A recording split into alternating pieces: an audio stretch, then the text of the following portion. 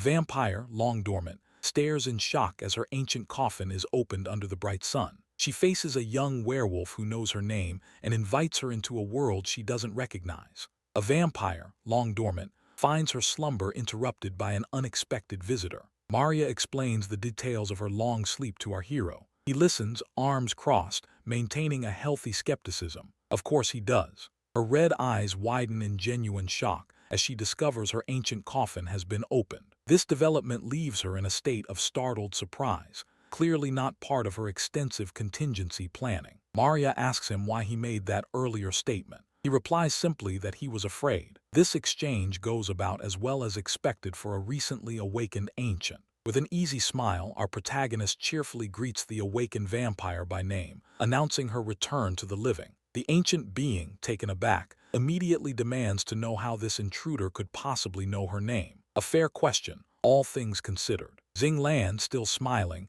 then formally introduces himself, explaining he woke her with a question of some importance. The entire premise of their encounter, one might note, is built upon a single, rather direct inquiry. He then proposes they journey together to capital city, a suggestion Maria initially greets with hesitation, citing her century-long absence and ignorance of current world affairs. Despite these very reasonable reservations, she quickly agrees to the venture, an unexpected turn. Our hero, remembering common vampiric lore, expresses concern that a sun-fearing creature shouldn't be traveling during the day. Maria, however, stands quite comfortably in the bright daylight, utterly unfazed by the sun's rays. A minor detail, easily overlooked in the general scheme of things. As they walk through the forest, the young adventurer, arms spread wide in an exuberant gesture, excitedly asks if he can bombard her with questions during their journey. His enthusiasm, one might observe, is quite boundless. Under the orange glow of a setting sun,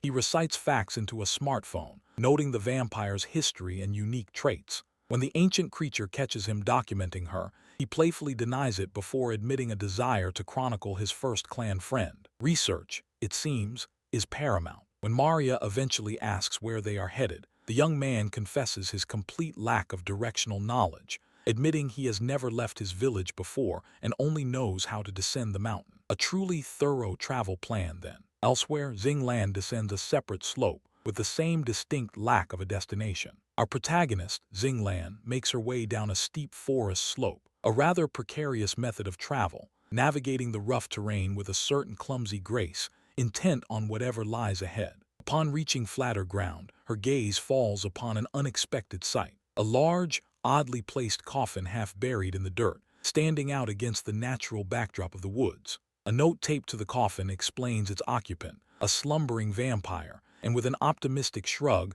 she decides to open it, hoping for a new friend. This goes about as well as one might expect. The lid creaks open, revealing the prone figure of Maria with her distinctive red hair nestled within. The sunlight, though filtered, does not seem to bother the sleeping form. The wolf girl takes a moment to admire the vampire's elegant attire and striking crimson hair, a stark contrast to her woodland surroundings. The initial apprehension seems to have momentarily faded. Then a sudden realization dawns on her. She accidentally suggested she might enjoy a vampiric bite. The vampire leans in, curious about this unusual preference, and our hero's expression shifts to one of genuine terror. Later, on a city rooftop bathed in daylight, the girl leans comfortably against her companion, remarking on the unexpected softness she finds. A curious pair, indeed. It becomes clear they've traveled through the night, a journey our protagonist apparently slept through entirely. She expresses her mild surprise at having missed the entire aerial transit.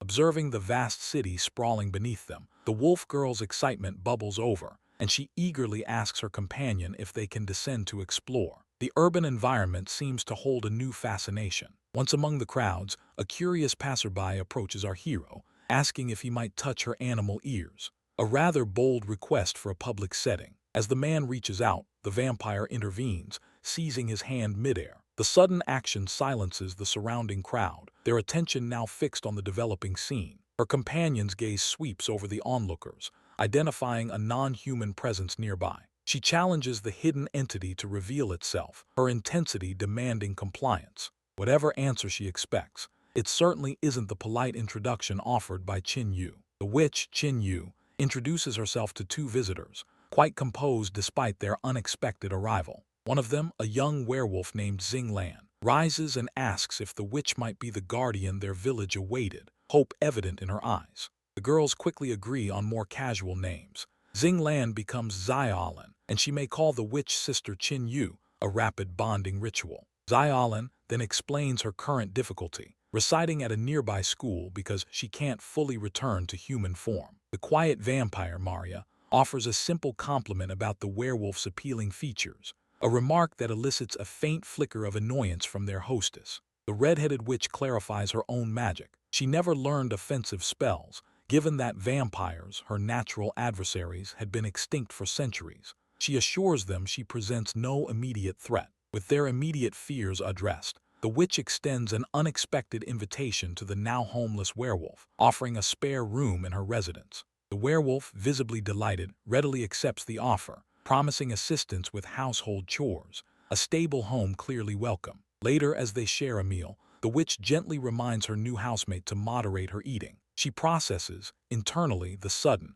rather unplanned shift in her quiet life. But the digestion of this domestic peace is short-lived for the red-headed witch. The red-headed witch sits on the couch, head in hand. She processes the sheer volume of new information about cell phones and milk tea, absorbing the contemporary world at a rather leisurely pace. A dark memory then surfaces, showing her bound in heavy chains.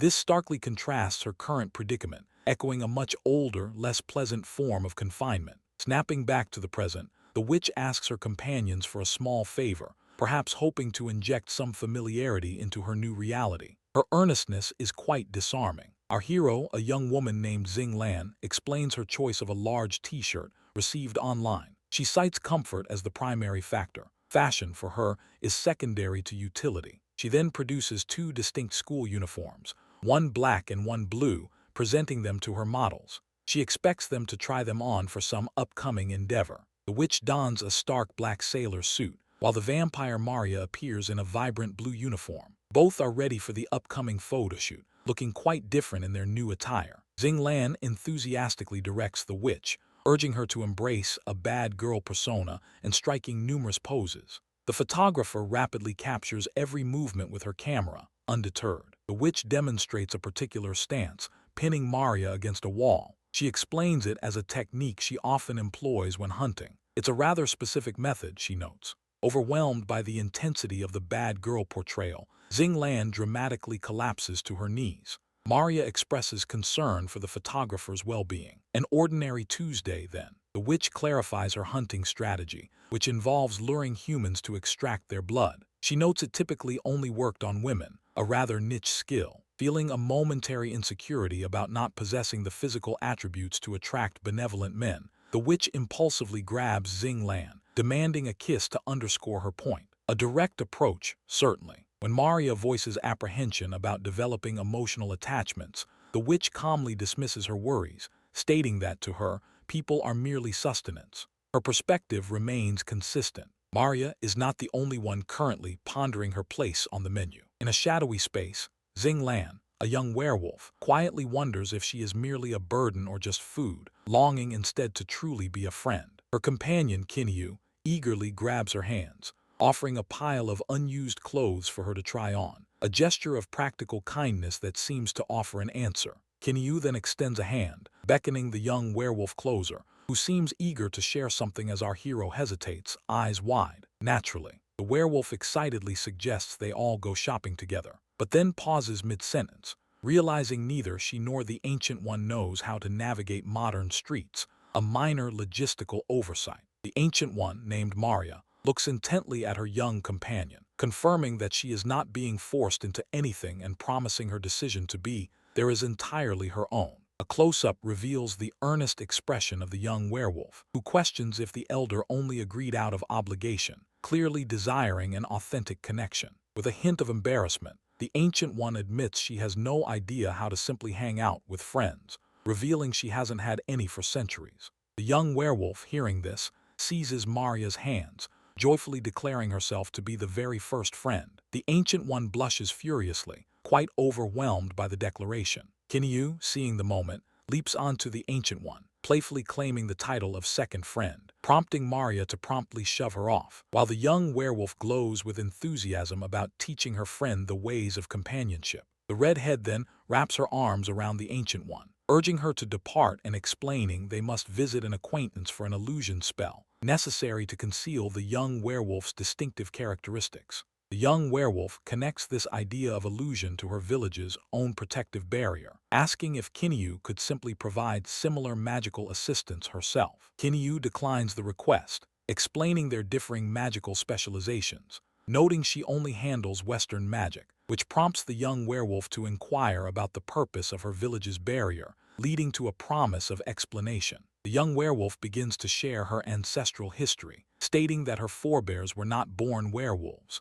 but instead were humans transformed by bites under the grim light of a full moon. A dark, atmospheric panel illustrates this painful transformation, showing silhouetted figures writhing in agony during their monthly change, a cycle of inherent suffering. Maria quietly processes this information, realizing that werewolves reproduce through infection, while the young werewolf observes that her ancient companion seems unfamiliar with such customs. Clasping her hands, the young storyteller expresses a strong interest in continuing her narrative, as Maria leans in, listening intently, eager to hear more. Whether Maria realizes the dark irony of her storyteller's coming tale remains to be seen. Under the full moon, ancient beings transformed into savage creatures, their agony clear as they pleaded with the great witch for help. They found her amidst a flutter of butterflies, desperately seeking intervention for their cursed existence. An agreement was struck. Enchantments would suppress their transformations, but in exchange, the werewolves would hunt down vampires, a task with grave implications. The red-headed witch finished her account, explaining her deployment to protect a werewolf village, her voice calm despite the weight of her history. Our hero, Maria, processed this revelation, connecting the witch's role to the brutal vampire massacre they had previously encountered, seeing the threads of a larger, darker tapestry. The witch then confirmed her escape to the east due to that very massacre, her words leaving the others in a quiet, contemplative state, grappling with the sheer scale of the past. Our hero looked down, visibly burdened by the tragic history that had just unfolded, prompting the witch to gently speak her name, seeking to alleviate the obvious distress. The red-headed witch reached out, placing a reassuring hand on the other's arm and face, firmly asserting that the ancient past held no sway over their current connection, a surprisingly tender gesture. Our hero, curious, inquired how the witch had divined her silent thoughts, to which the witch responded with a playful, almost smug, remark about her thoughts being transparent on her face. Naturally, a brown-haired girl then clarified that the ancient alliance was mostly dormant now, with their current duties limited to simply maintaining existing enchantments for the village inhabitants. Without preamble, this same girl abruptly informed the red-headed witch that the room they occupied would now be hers to share with our hero, a rather sudden announcement. The witch, clearly flustered, asked for confirmation, while our hero calmly offered to sleep on the couch, citing their differing schedules as a practical reason for the compromise, entirely unfazed. A nearly adequate plan. Our hero offered a serene smile, telling the witch that the sleeping arrangements were entirely her decision, a statement that was both reassuring and slightly unsettling in its ambiguity. The witch stood paralyzed, beads of sweat forming on her brow, completely unable to process the casual indifference of her companion to such a weighty domestic matter. The scene concluded with the witch slumped alone on the bed,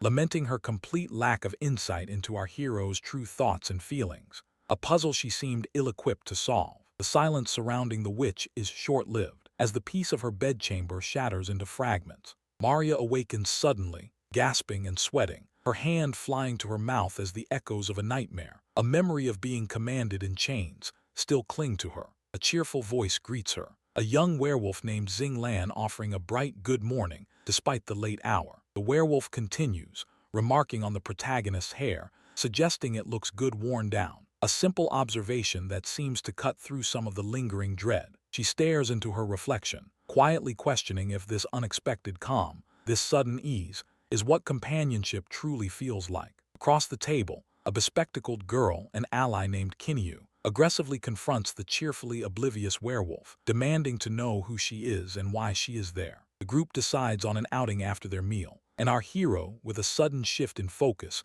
declares her hunger. The cheerful werewolf playfully grabs the protagonist's face, pushing her head down, while the older vampire flinches instinctively at the unexpected contact near her neck. She responds in kind, pinching the werewolf's ear to test its sensitivity, a curious retaliation mirroring the earlier touch. The werewolf yelps, clutching her ear, playfully scolding the protagonist while quickly apologizing for her own overreaction. Out on a bustling city street, the trio decides to go shopping, the bespectacled friend suggesting a trip to acquire food, a universal need. The bespectacled friend points towards a corner shop amidst the vibrant, crowded urban landscape, while the werewolf looks around with unbridled curiosity. A small corgi puppy appears, immediately capturing the werewolf's attention and causing her eyes to sparkle with pure delight. The werewolf then races off with the puppy, disappearing into the crowd as the vampire shouts after her to slow down, now pursuing her through the busy street. An ordinary Tuesday then. Xing Lan remains blissfully unaware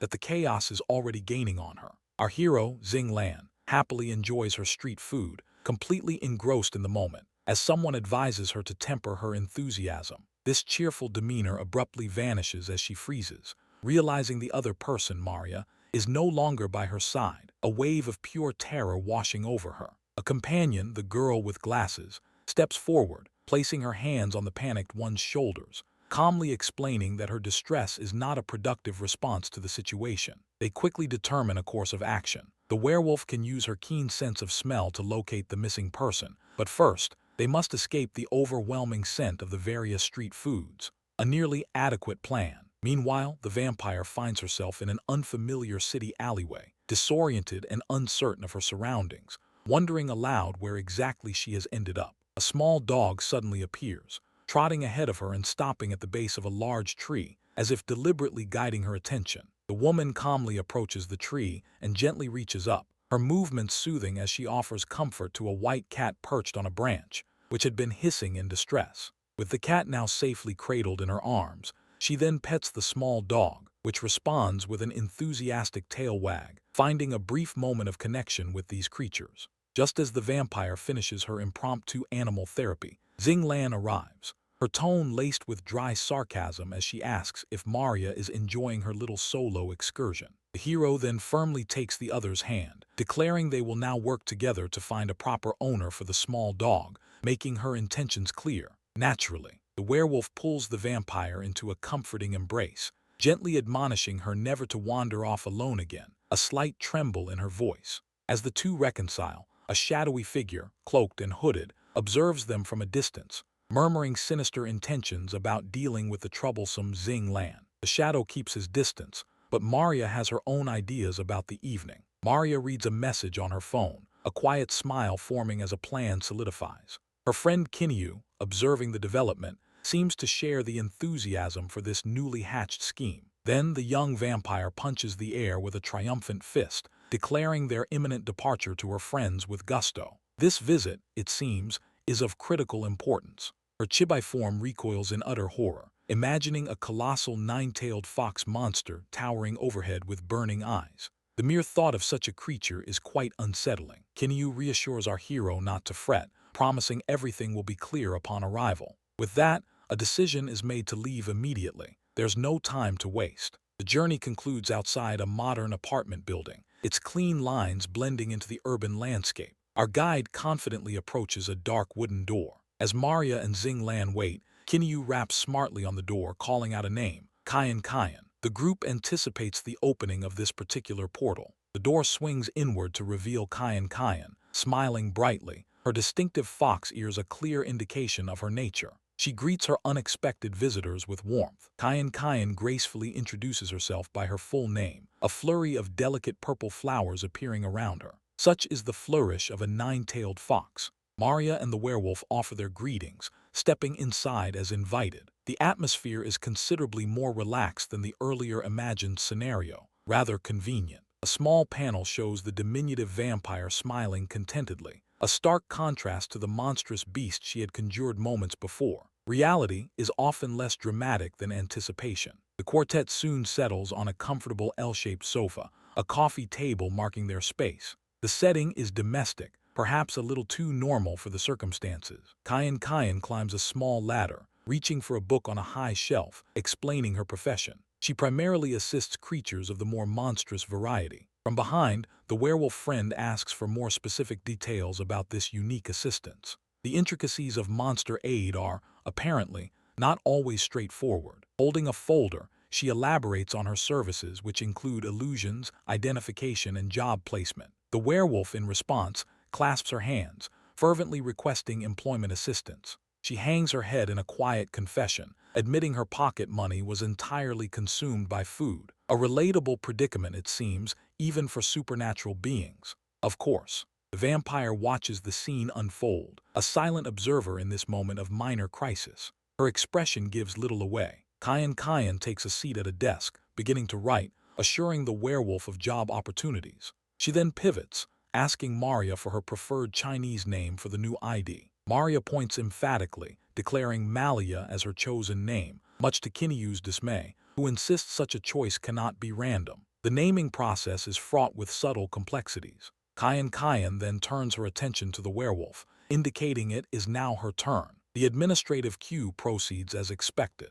Our hero in chibi form throws her hands up in exasperation, protesting the arbitrary name assignment. It seems her input was, in her opinion, insufficiently considered. Naturally, Kinyu smiles reassuringly, insisting the name is perfectly suitable, despite Maria's evident shock. The human friend is rather confident in her assessment. Kayan, peeking from below, then inquires if the illusion has altered the vampire's appearance in any way. A perfectly logical question, given the circumstances. She and the werewolf stand together, explaining that the illusion is, in fact, imperceptible to non-humans, a technicality that clarifies much. Kayan dismisses the young Maria, instructing her to return in a few days for her new identification. The paperwork, it seems, will take a little time. The werewolf stands alone against a backdrop of the night sky, a quiet ellipsis hanging over her. Her expression is tinged with a distinct melancholy. Later, the city lights twinkle under a cloudy night sky, a typical evening view. The outside world continues its indifferent rhythm.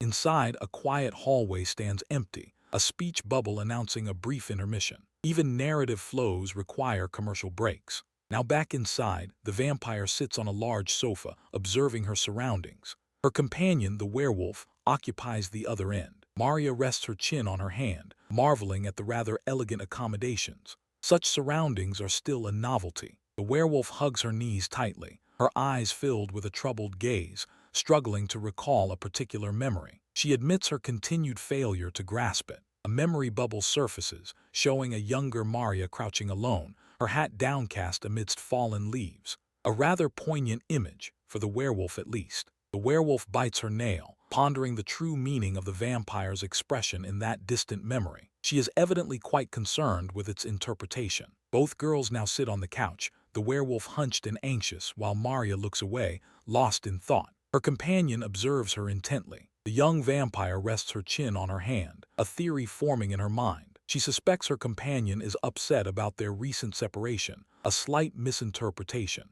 A smartphone advertisement plays on the television, its slogan promising desirable features and proclaiming, "You deserve it." Such marketing can be rather persuasive. Maria watches the advertisement with a thoughtful gaze, her companion still beside her. The allure of modern technology is undeniable. That night, the werewolf leans forward, her eyes wide and starry, completely captivated by the phone commercial. She seems quite taken with the device. The young vampire stands in the doorway, a determined expression on her face, her fist clenched. She appears to have made a decision regarding her companion's fascination. Whatever she decides, the evening fades into a calm stillness before the night truly begins. Xing, her wolf-like ears twitching, sips from a glass and reads, a picture of quiet contemplation. Across from her, Maria remains asleep, unaware of the watchful gaze. The young wolf girl closes her book with a soft thud, a new resolve settling over her expression. She then rises and approaches the sleeping vampire. Her steps are light and cautious as she moves closer to the couch,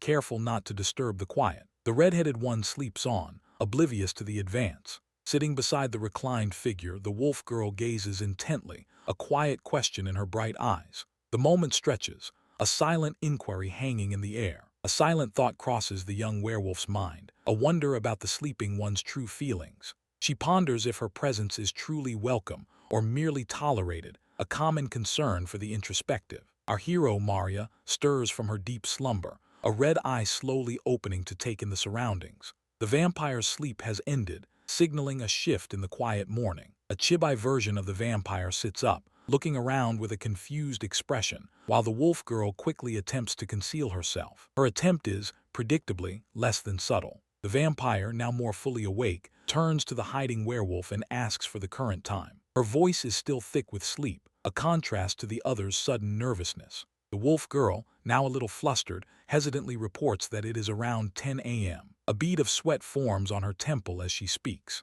Without a moment's hesitation, our hero flops back onto the couch, instantly resuming her sleep. The information received, the vampire sees no reason to remain awake. The werewolf watches her friend, a faint blush on her cheeks as she thinks about how close she was. The moment, though brief, clearly held some significance for her. Later in the apartment at night, a brown-haired girl with a ponytail talks to someone off-screen. The city lights twinkle in the distance, marking the passage of time. The vampire impatiently asks if they can depart now, seemingly unconcerned with the late hour. Her desire to leave is quite clear. She declares her intention to fly to her destination alone, if necessary. Practicalities like transportation are rarely an issue for her, which helps simplify logistics. Xing, ever the loyal companion, offers to accompany her friend. She suggests it would be a good opportunity for her to get some fresh air. A sudden loud noise from outside draws their attention, momentarily interrupting their conversation. Both figures react, their expressions showing surprise. Maria then directs the werewolf's attention towards the window, indicating the source of the disturbance. The vampire seems intrigued, or perhaps concerned. Xing, with her large, fluffy tail, reassures the vampire that her situation is special. She only transforms once a year. This annual event is apparently nothing to worry about, for her anyway. Our hero says her goodbyes, a slight grimace on her face, and prepares to make her departure. The other, however, looks on with a hint of concern. She then leaps from the building, soaring into the dark city night sky. Her mode of transport remains efficient, if not entirely conventional. Meanwhile, the brown-haired girl turns to the wolf girl, asking about her family and if they would be worried. Her tone is one of genuine concern. Xing responds with a simple, direct statement. She has no parents. The revelation surprises the other girl. The werewolf insists that the villagers should find her themselves, refusing any assistance in contacting them. She seems quite firm in this stance,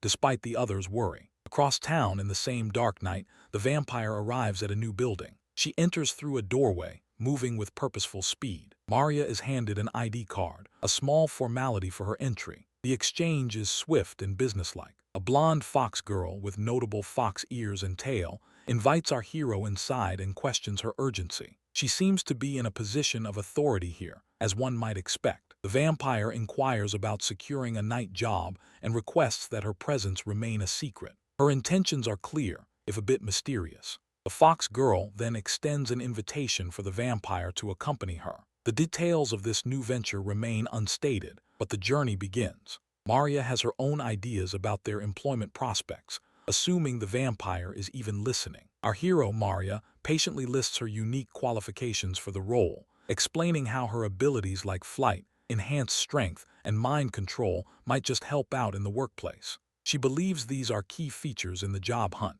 The red-headed witch, the potential applicant, nods, confirming the widespread trend of monsters entering the business world. It appears that entrepreneurship is quite fashionable among the supernatural. A tiny, distressed version of the witch appears, sweating at the thought of not attacking her monster coworkers. Clearly, the concept of workplace harmony is a new and unsettling one for her. The witch nervously accepts the terms, while Maria, ever composed, agrees to proceed with the job search. Her demeanor remains perfectly calm. Leaning in conspiratorially, the redhead quietly asks if her new friend and her companions are, in fact, bankrupt. A fair question, all things considered. Maria expresses genuine surprise that someone of supposed noble standing could possess no assets. The witch simply looks away, offering no defense against the accusation as our hero returns to her task. The witch thoughtfully touches her chin, admitting that she never quite felt the part of a noble. Her current financial predicament supports this assessment rather well. Maria then smiles,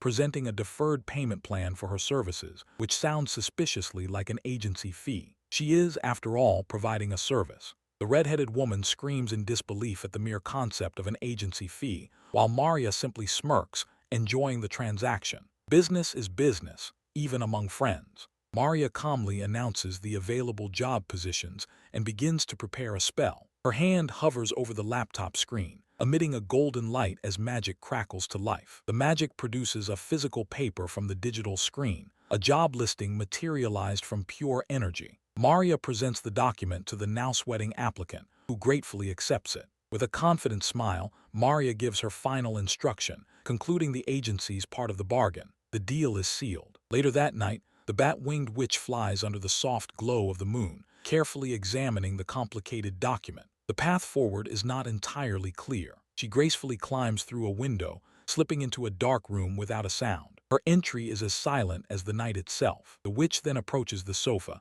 discovering the wolf girl Xing sprawled out and deeply unconscious, a picture of peaceful slumber. She observes the wolf girl's deep sleep, her gaze drawn to the large, fluffy tail. A smaller, chibi version of the witch appears, eagerly reaching out towards the sparkling appendage. The temptation is quite strong. Her finger presses into the soft fur, creating a delightful pomp sensation. The witch then determines it is best to relocate the sleeping girl to a proper bedroom, a practical consideration. The job listing is carefully placed on a nearby table, safe and sound. The witch then scoops up the limp wolf girl from the couch, cradling her gently. During the carry, the wolf girl's expression is one of silent questioning, even in her sleep, a subtle hint of awareness. Suddenly, the wolf girl's eyes snap open, and she shrieks, causing the witch to stumble. The impact with a door frame creates a loud bang, disrupting the peaceful night. The witch's head hits the ground with a dull thump, a rather undignified end to her helpful gesture. This goes about as well as expected. The wolf girl stares up from the floor at the hovering figure above her. The witch freezes, caught in a moment of awkward silence. A tense standoff ensues. The witch quickly raises her hands in apology for the disturbance. The wolf girl accepts the apology, taking some blame for falling asleep on the sofa in the first place. The wolf girl covers a yawn, bids good night, and then calmly leaves the room, a swift departure from a surprising situation. The door clicks shut, leaving the witch alone in the darkness. Silence descends once more. The witch stands in the shadows, sensing an unfamiliar emotion stirring within her. She attempts to compare the sensation to her hunting instincts, but finds it distinctly different. She ultimately decides that this feeling is certainly not merely a hunting instinct. Something new has awakened. Elsewhere in a forest beneath the full moon, trees sway gently, creating a soft rustling sound. The night is quiet and watchful. A cloaked wolf creature looks up at the moon, its eyes glowing with an otherworldly light. This tracker moves silently through the dark trees, following an invisible trail. The paw prints suddenly end at the water's edge, where the scent dissipates into nothing. The tracker stands, realizing the difficulty that lies ahead. A cold trail presents a challenge. The hooded figure then deduces that the presence of a second person complicates the hunt. An additional factor has entered the equation, making the task far less straightforward. Maria, our protagonist, found herself covering her face, utterly flummoxed as to how she might now achieve any semblance of sleep after the day's rather startling developments. Meanwhile, the red-headed witch, seemingly elsewhere in her own thoughts, offered a quiet, understated to an unseen something, her expression giving little away. Back with our restless hero, she was now face down, shouting into her pillow with quiet desperation, thoroughly unwilling to process recent events. She then attempted a rather more direct approach, closing her eyes tightly and simply willing herself to achieve a state of calm, a task easier said than done. The tiny, distraught version of herself, now in chibi form, sat upright in bed, directing a stern command at her own tail to cease its incessant swaying. Real dignified stuff. Later, our hero asked her friend, Sister Chin Yu, if they might go play, but the werewolf politely declined, citing work commitments that simply could not wait. A look of surprise crossed the vampire's face as her friend suggested the two others could simply go alone, an arrangement that seemed to take her quite off guard. Perspiration began to bead on her brow as the full, rather awkward romantic implication of such a joint outing settled into her mind. She decided to seek out the red-headed witch, opening a door and calling out the other's name with some urgency, a quest now clearly in motion. The hero then peeked cautiously from behind the door, whispering a repeated query as to the witch's whereabouts, intent on locating her. The red-headed witch, unexpectedly, was seen from behind, bare-backed, revealing a distinct red symbol etched upon her skin. A gasp of pure panic escaped the vampire's lips as she instantly slammed the door shut, reflexively shouting an apology for her sudden intrusion. In the dining room, she later confessed her reasoning for the abrupt exit. The witch had been in the process of changing clothes. Her friend, Xing found this revelation quite amusing, laughing heartily. Still processing, our hero visualized the striking red triangular symbol she had briefly glimpsed, wondering aloud about its true nature and meaning. The red-headed witch then leaned in, questioning the vampire's earlier, rather intense search for her, a hint of curiosity in her voice. Our hero, caught somewhat off guard, stammered out an explanation about wanting to find her earlier, a phrasing that did little to clarify the situation. The red-headed witch's piercing stare seemed to weigh heavily, while the vampire's eye widened in a silent, startled shock. Later, Xing enthusiastically extended an invitation to the firework festival, hoping the witch would join them for the festivities. The witch considered the offer for a moment, then thoughtfully agreed to the outing, a rare display of leisure in her busy schedule. Our hero then tried to explain her previous presence wasn't spying but merely a walk, quickly realizing the unfortunate irony in claiming she was just casually flying around unnoticed. The red-headed witch then departed, leaving the vampire watching her go, a quiet desire to understand more lingering in her thoughts. A visual parallel unfolded, subtly linking the experiences and perhaps the destinies of our protagonist and the red-headed witch. Under the soft glow of the city lights, the red-headed witch walked purposefully, now shifting her focus to new endeavors. She reviewed a collage of potential job opportunities, considering various avenues for employment in this modern landscape. A sigh escaped her lips as she mused on the difficulty of choosing. Acknowledging her versatility meant many paths were open to her. Reading a particular flyer, she gasped in mild shock, realizing the address might lead to an establishment catering to non-human clientele, a rather specialized venue. Dismissing the address as strange, she resolved to simply locate the place herself, confident in her ability to navigate the city's quirks. She paused near an unfamiliar fence and a solitary tree, a hint of confusion crossing her face as she tried to ascertain if this peculiar spot was indeed her destination. Suddenly, a large horned figure, a minotaur by all appearances, politely informed her that he required passage through the narrow space. An ordinary Tuesday, then. The confrontation dissolves, leaving Xing and Maria to trade the labyrinth for the city streets. The young woman, Xing adjusts her sneakers, loudly proclaiming her readiness for the night's festivities, while Maria, ever the cautious one, observes her with a stern expression. She advises her to remain aware of their surroundings, a familiar warning. Under a vast, star-dusted city sky, a voice suggests they proceed with their evening plans. Our hero checks her wristwatch, acknowledging the time and giving a subtle nod of agreement to the proposed departure. A close-up reveals the pale, slender fingers of the vampire tracing the face of her wristwatch, confirming the precise moment. This simple act belies the complex nature of the being who now moves among mortals, ever mindful of temporal constraints. They walk side by side, bathed in the gentle glow of string lights, a momentary picture of calm. The woman suggests they take their time, allowing for a leisurely stroll through the evening. What could go wrong? Suddenly, the eager companion finds herself wedged between bodies, a bead of sweat forming on her brow as she realizes the sheer volume of people surrounding them. The initial charm of the crowd quickly dissipates, replaced by a sense of being overwhelmed. From a lower perspective, their torsos are visible amidst a flurry of falling petals, as the young woman offers a meek apology for her recent, perhaps overly zealous, advance into the throng. Their hands hover near each other, surrounded by the delicate blush of pink petals, a moment charged with unspoken anticipation. Then, with a subtle movement, Maria's fingers intertwine with those of her companion, a gesture of comfort and connection amidst the growing crowd. Without warning, the boisterous young woman aggressively seizes Maria from behind, startling her with the sudden action. The vampire, taken aback, stands with her back to the viewer, the unexpected embrace a new sensation. A flashback-style panel depicts the young woman,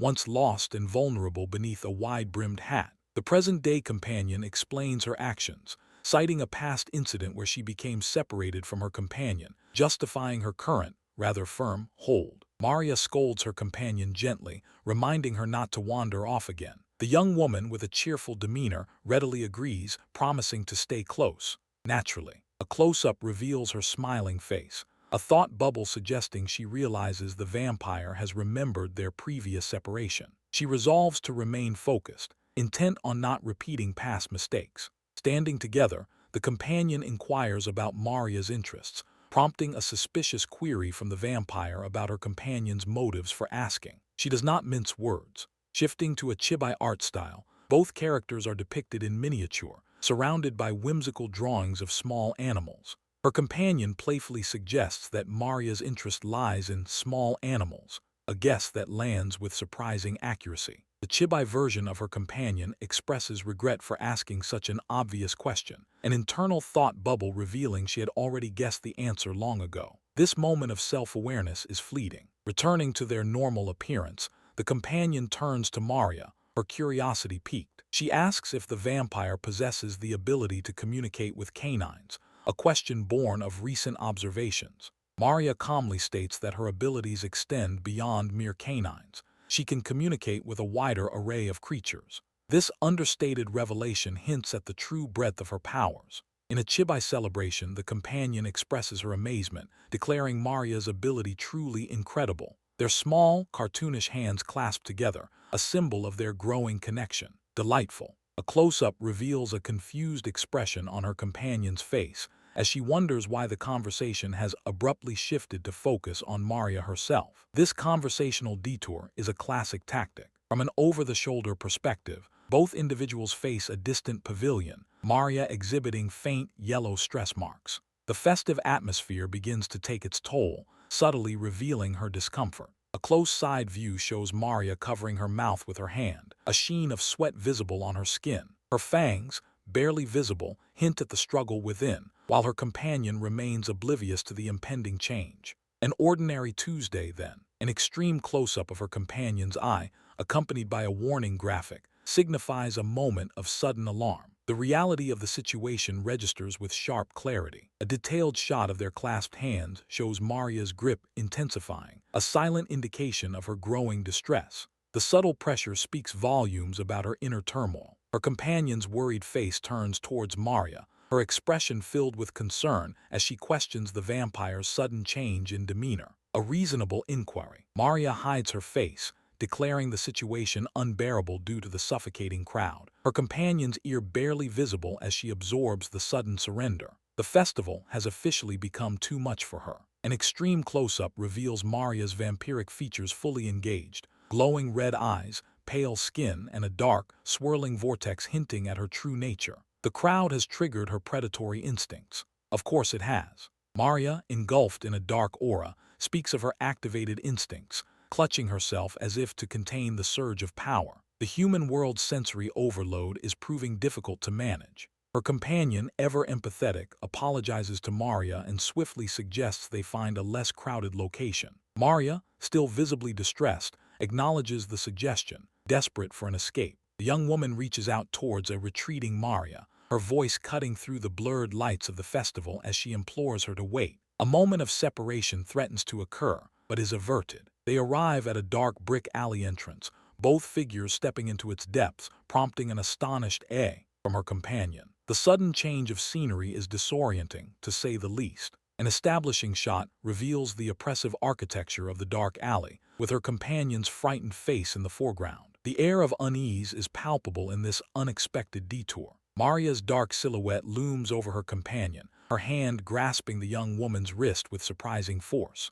With a swift motion, she pulls her companion close, a sudden and intimate proximity. Real dignified stuff. Her companion is pulled against Maria's body, her expression one of shocked surprise. The unexpected embrace leaves her breathless, caught in the vampire's sudden move. Her companion's panicked face questions the unfolding events as Maria commands her to hold tight, her bat-like wings beginning to emerge. The transformation is swift and dramatic. With a full spread of her newly formed wings, Maria takes flight, carrying her companion, who clings desperately to her. They ascend into the night sky, leaving the crowded festival behind. Above a calm body of water, a vibrant fireworks display illuminates the night, reflecting against the surface. A distant pagoda stands sentinel, witnessing the beautiful chaos. Bat-winged Maria soars between city buildings, her companion held securely in her arms. They execute a close landing on a rooftop, her companion's face pressed against Maria, who stabilizes them both with quiet expertise.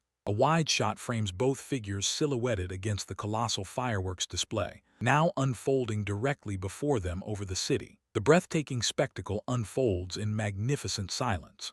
Maria's contemplative profile observes the pyrotechnic beauty, a soft admiration in her gaze. Her companion's face, bathed in the fireworks' glow, expresses pure wonder, their shared sentiment echoing in the air. A close-up shows Maria's tender gaze fixed on her companion, a thought bubble indicating her appreciation for the young woman's serene enjoyment. Maria then crosses her arms, looking away, lost in silent reflection. An intense close-up of Maria's eye reveals a moment of deep introspection, as she questions the inherent limitations of her solitary existence and the challenges of navigating human society. One can only hope for an answer. The introspection fades as the sun rises, and Maria finds herself beckoned inside by a stranger. The bull-headed man invites them inside, noting that the early hour means few staff are present. He tells Maria to come in and look around. Our protagonist observes the surroundings, musing that the entrance to this hidden bar is cleverly disguised as a mirror in a commissary. The bartender, a woman with a serpentine tail, notices the new arrival and comments on the unfamiliar face. She inquires about the purpose of the visit at this unusual time, her tongue flicking out slightly. The large bull explains that the newcomer is an applicant, then excuses himself to change out of his current attire. The bartender states the available positions are either waiter or security, and the applicant readily agrees to either role. She studies our hero, declaring an unsuitability for a waiter position due to a perceived lack of cuteness. The aspiring employee bristles, questioning when attractiveness became a prerequisite for waiting tables. The bartender then dismisses the security role, citing a lack of physical presence, prompting a challenge from the applicant, whose leg is then playfully nudged by the serpentine tail. The new hire grips the unyielding tail, an action that intrigues the bartender, who leans in closer. The tail remains between them. The bartender assesses the newcomer, delivering a compliment about her unexpected strength. The applicant's eye glows faintly, interpreting the interaction as a potential invitation to feed. The red-headed woman aggressively grasps the bartender's shirt, demanding clarification on the nature of this invitation, her grip visibly tightening. She looms over the startled bartender, maintaining a firm hold on her collar. Later, under a vast night sky, the would-be worker vents frustration about the bartender, realizing a human contact job might be a logistical challenge. Xing, the supportive friend, watches from a distance, wishing for a camera to capture the moment. Real dignified stuff. The red-haired woman senses the gaze and turns sharply, disrupting the quiet observation. She initially resolves to persist despite the prior distress, but almost immediately gives up, declaring the effort finished. The wolf girl inquires if it's time to depart, then playfully pinches the vampire's cheek, eliciting a look of confusion and discomfort. The younger one scolds the older, questioning why discomfort wasn't voiced sooner. Holding her face, the vampire confesses an underestimation of her human tolerance, explaining a long history of enduring such things, while the younger companion listens intently. Xing gently asks about her past, causing the vampire to hide her face, believing the other has seen a hidden mark. Our hero counters with a question of her own, asking Xing for her age. The werewolf pauses, lost in thought. Naturally, Xing innocently reveals she is 16, only for the red-haired woman to playfully pinch her cheeks, insisting she grow up before prying into ancient histories. The younger friend protests being treated like a child. Despite the vast age difference between them, they exchange light-hearted jabs before deciding to return home together. Our hero adjusts her scarf, ready for the evening. A nearly adequate plan. Of course it does. An unseen voice asks the protagonist if a decision has been reached regarding a place of employment. Xing pops up in a tiny form, clutching a supportive sign. He beams encouragement. The mood shifts from job hunt to fan appreciation. An ordinary Tuesday then. Xing performance remains mercifully brief, leaving Maria to her inevitable collapse elsewhere. Maria, our protagonist, rests deeply on a plush sofa, the soft blankets doing little to conceal her exhaustion from what we can only assume was a very long night. Her peaceful slumber is abruptly shattered by a jolt of icy cold, sending her upright with a start as a small box presses against her neck. The mischievous Xing, her werewolf companion, barely contains her laughter as the redhead grabs her, realizing the cold was just a playful prank. An ordinary morning then. Kinyu, an observant friend, watches the pair from the doorway with a mug in hand, remarking on their increased closeness since the fireworks incident. Not a surprise, given their recent adventures. The vampire, looking utterly spent, explains to her concerned friend that she had to pull an all-nighter to finish some work. A very normal justification for extreme fatigue. Suddenly, a thought strikes her. She has an important appointment this afternoon, jolting her from her tired stupor. The modern world waits for no one. She replays the details of her interview schedule in her mind. A vital meeting that needs her full, albeit weary, attention.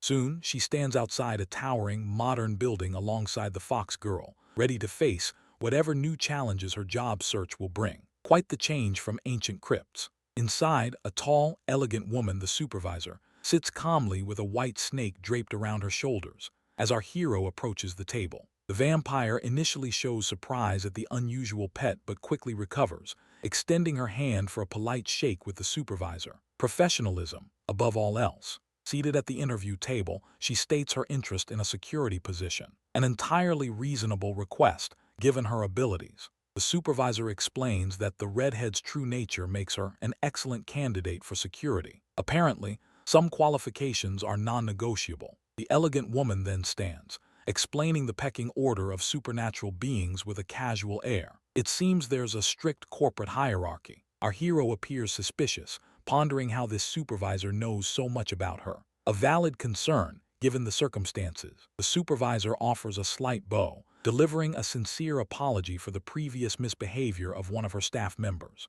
Courtesy is still valued, even in this establishment. The door bursts open to reveal a smug-faced bartender girl, Xiao Ju, making a rather dramatic entrance. Subtlety is clearly not her forte. Xiao Ju announces her arrival with typical flair, while the supervisor remains unimpressed. Of course it does. The supervisor, with a stern expression, orders the new arrival to come closer and apologize. A swift correction to an overzealous display. Xiao Ju responds with an angry outburst, pointing fingers and blaming others for the situation. A classic approach to conflict resolution. Our protagonist smirks with an air of condescension at the fuming Xiao Ju. Some situations are simply beneath her notice.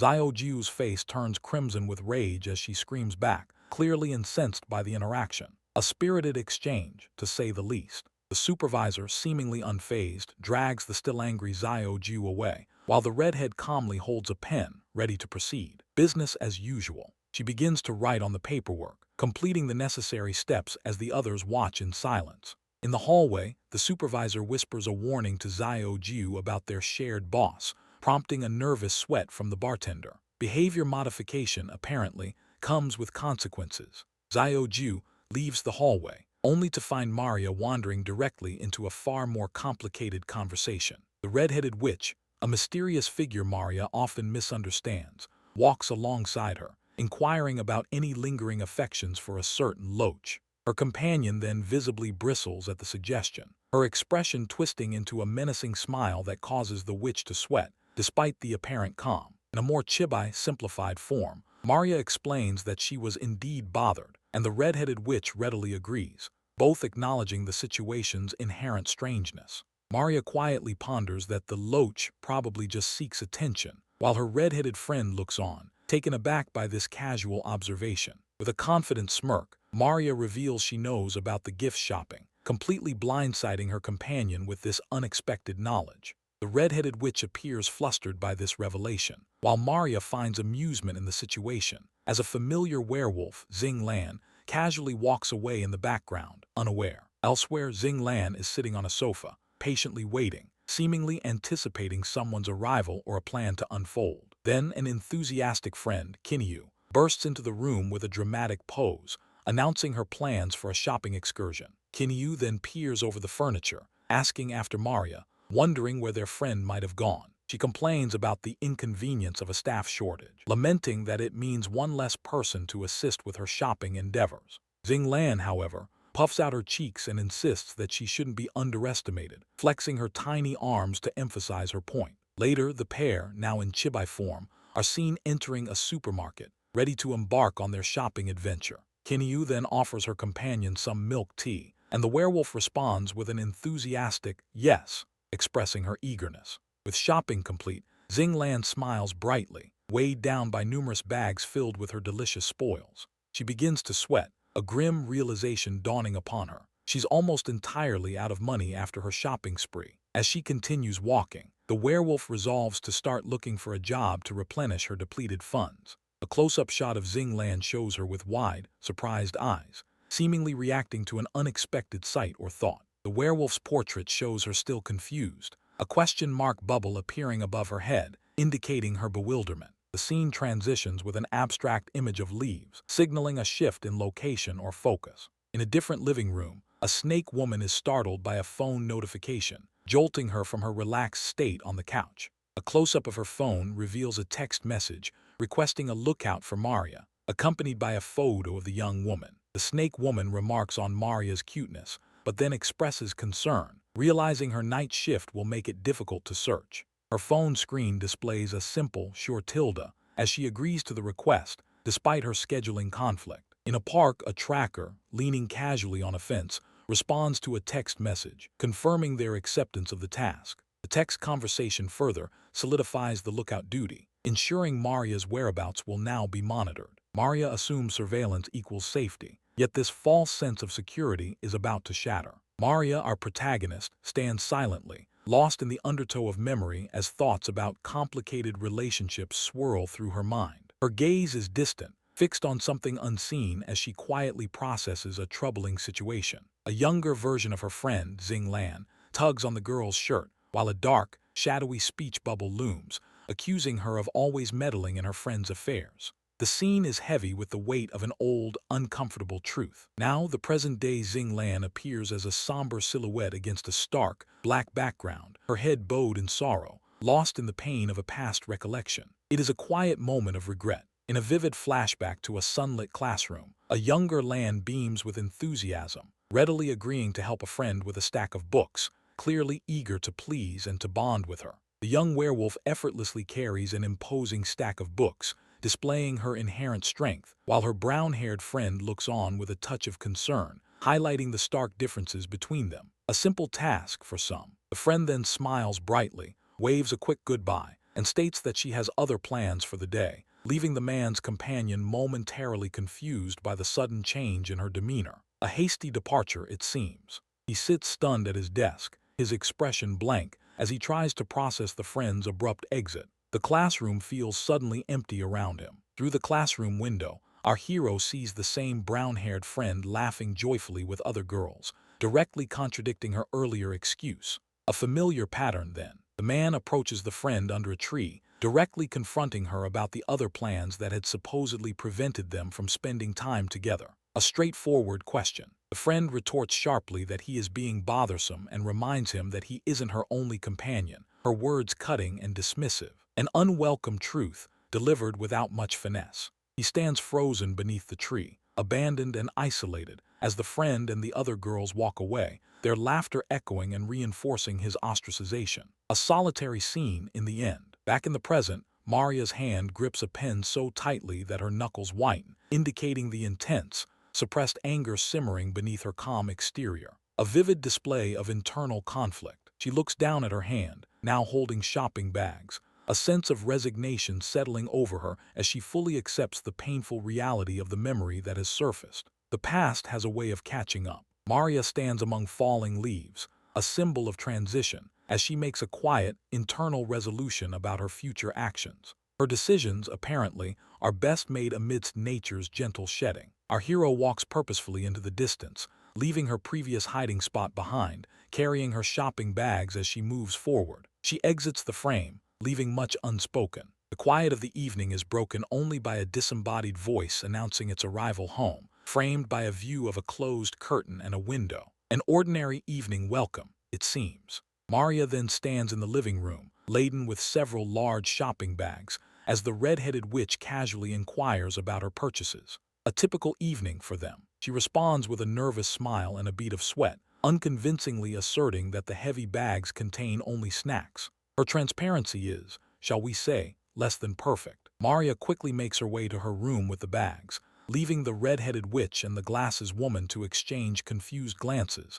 clearly perplexed by her evasive behavior. A quiet escape, perhaps. Inside her room, she stares at the bags on the floor, internally cringing at how awkward she had just acted. The moment of self-reflection is palpable. The The red-headed witch then leans casually in the doorway, playfully asking Maria if she has been out saving the world, interrupting her brooding. It is a moment of light-hearted interruption. Xing, ears perked, listens intently from behind a slightly opened door as a voice from inside questions her constant outings, hinting at undisclosed motives. In the living area, the news of these frequent departures causes the chibi forms of the girls to recoil in exaggerated disbelief at the mention of job hunting. The tiny heads of the housemates then huddle, quickly discussing the surprisingly successful acquisition of employment by the red-headed witch. The red-headed witch, with a mischievous smirk, decides to keep the specifics of her new workplace a closely guarded secret from her eager companions. Against a soft floral backdrop, a close-up of our hero reveals her touching her chin, a sudden realization dawning as the pieces fall into place.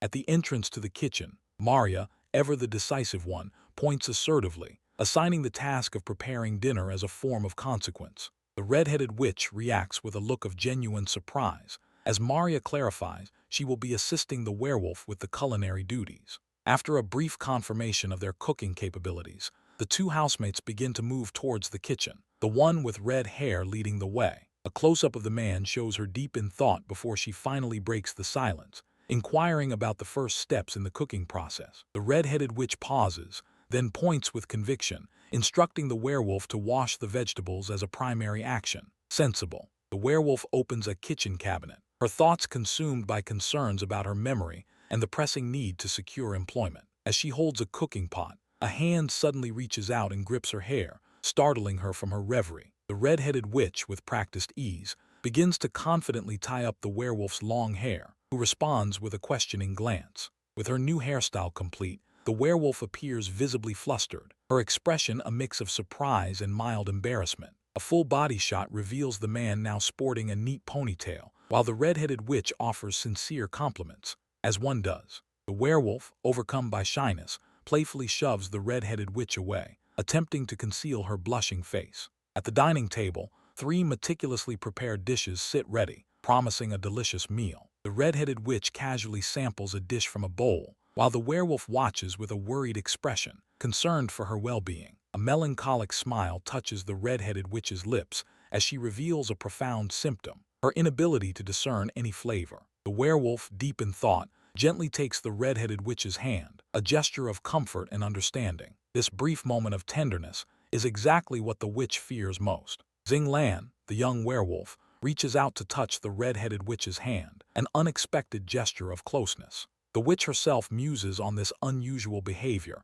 finding it a curious deviation from their usual dynamic. The witch then rests her chin on her hands, lost in thought as she considers the implications of our hero's actions. A subtle shift in her gaze reveals a flicker of suspicion, as if analyzing the situation for any hidden motives. The woman's mind works through the layers of the interaction, searching for an underlying meaning. The young werewolf leans in playfully to sniff the red-headed witch, a familiar, affectionate gesture. She then winks, indicating a lightheartedness despite the witch's serious demeanor. A small thought bubble appears, confirming that the scent is indeed pleasant. An ordinary Tuesday, then. From the doorway, Kinyu, their supportive friend, peeks in, asking if the other two have finished their tasks. She seems unaware of the subtle tension that had just passed between them. The group then engages in a brief discussion, questioning whether the young werewolf could possibly resemble something edible. A strange topic, perhaps. 2 chibi characters, representing the supportive friend and the werewolf,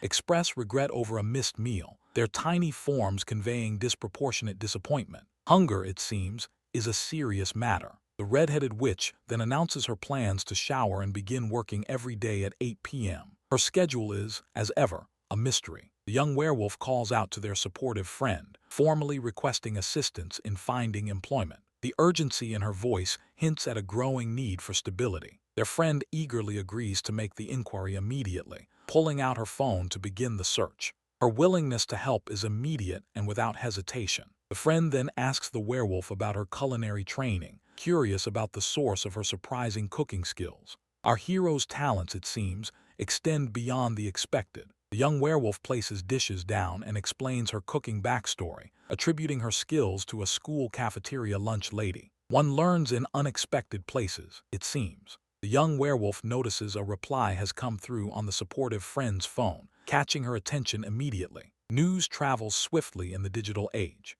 Her friend then reveals a job offer at the monster-only bar, introducing a new and unexpected possibility for employment. The bar, a place of unique clientele, beckons. The young werewolf expresses concern about her age, hesitating at the prospect of working in such an establishment while still a minor. Legalities, it seems, still apply to the supernatural. Their supportive friend explains that the bar is exclusively for monsters, negating the concern about being underage. Rules, it seems, are rather flexible for the unusual population. Our hero looks momentarily stunned, unable to deny the peculiar logic presented to her. The truth, in this world, is often stranger than fiction. A chibi red-headed witch surrounded by bubbles lets out a rather violent sneeze, a small but energetic outburst. Even witches, it seems, are susceptible to the common cold. Inside the quiet monster-only bar, with its well-stocked liquor shelves, the owner, Maria, greets the red-headed witch as she arrives for work. The vampire runs a tight, if unusual, ship.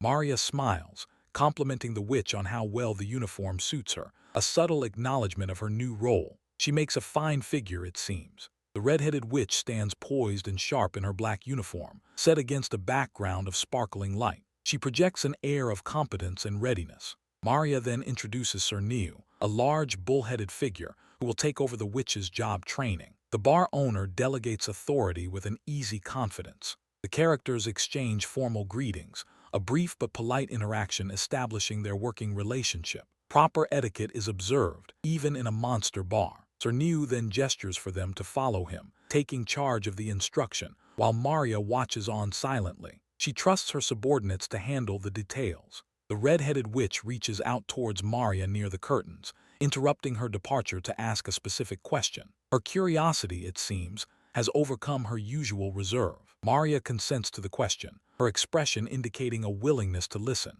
She allows the interruption, granting her employee a brief moment of her time. A close-up reveals the subject of the question, Maria's hair clip. A seemingly innocuous item, it has clearly caught the witch's attention. The red-headed witch touches her own hair, as Maria explains that the clip was a gift. The information seems to confirm a suspicion or spark a new thought. The red-headed witch dismisses her query as nothing and then walks away with Xing. She concludes the conversation abruptly, as if satisfied with the answer, or perhaps deciding to keep her thoughts to herself. Back in the bar, the red-headed witch questions the timing of Maria's seemingly casual query. She finds the apparent randomness of the question suspect. She then connects the dots, realizing Maria might know the hair clip's original owner. A simple question, it seems, has revealed a deeper connection. In the bar's back room, Maria stands near a clothing rack, her snake companion draped over her shoulder. She appears to be waiting, perhaps for a signal or a call. Her phone rings and Maria raises it to her ear, answering the call.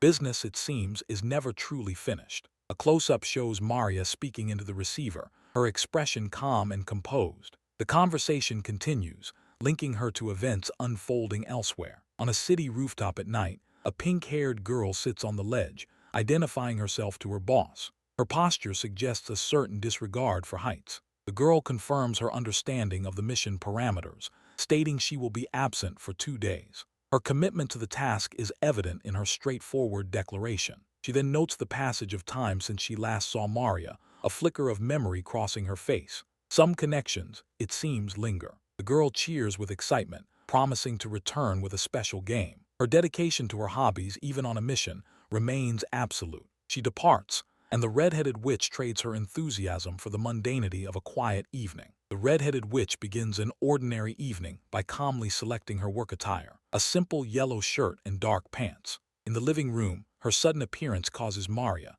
a wolf-eared girl, to jump and cry out in surprise. The red-headed witch leans in close, a faint smile on her face, asking what the girl is thinking, which brings a blush to Maria's cheeks. Caught off guard, the wolf girl stammers that she is thinking of nothing in particular, deflecting the question. As she prepares to depart, the red-headed witch gives the wolf girl a gentle pat on the head, a tender gesture before leaving for the night. However, the wolf girl urgently calls out, stopping her at the door with a newfound determination in her voice. Maria then asks if she can accompany her, the request hanging in the air. The red-headed witch pauses, a bead of sweat forming on her forehead as she considers the implications of such a request. The wolf girl shyly explains her curiosity, admitting she wants to see what a bar is like. The door then slams shut as the girl rushes off-screen, presumably to prepare for this unexpected outing. Inside the bar, Maria gasps, her eyes wide with awe at the glittering lights and intricate decor. The red-headed witch directs her to a table with a slight nod before moving away to begin her shift. Xiaoju, a black-haired woman, opens a nearby door, a knowing laugh escaping her lips. The black-haired woman approaches, greeting the nervous wolf girl with what seems like innocent interest. The red-headed witch, ever watchful, abruptly cuts off any further offers from her colleague. She glares at Xiaoju, a sharp insult passing between them, clearly unhappy with the interaction. The wolf girl raises her hands, attempting to de-escalate the situation between the two women, rather less effective than intended. Across the bar floor, a pair of distinct legs and boots stride in, drawing attention and causing a ripple through the room. The red-headed witch observes the back of a seated pink-haired woman, a noticeable change in her demeanor as her focus shifts entirely. The pink-haired woman turns, revealing her face and a subtle smile that commands a certain deference. She leans in, questioning the red-headed witch with an air of quiet authority. The red-headed witch looks up, a submissive tone in her voice as she addresses the newcomer as master,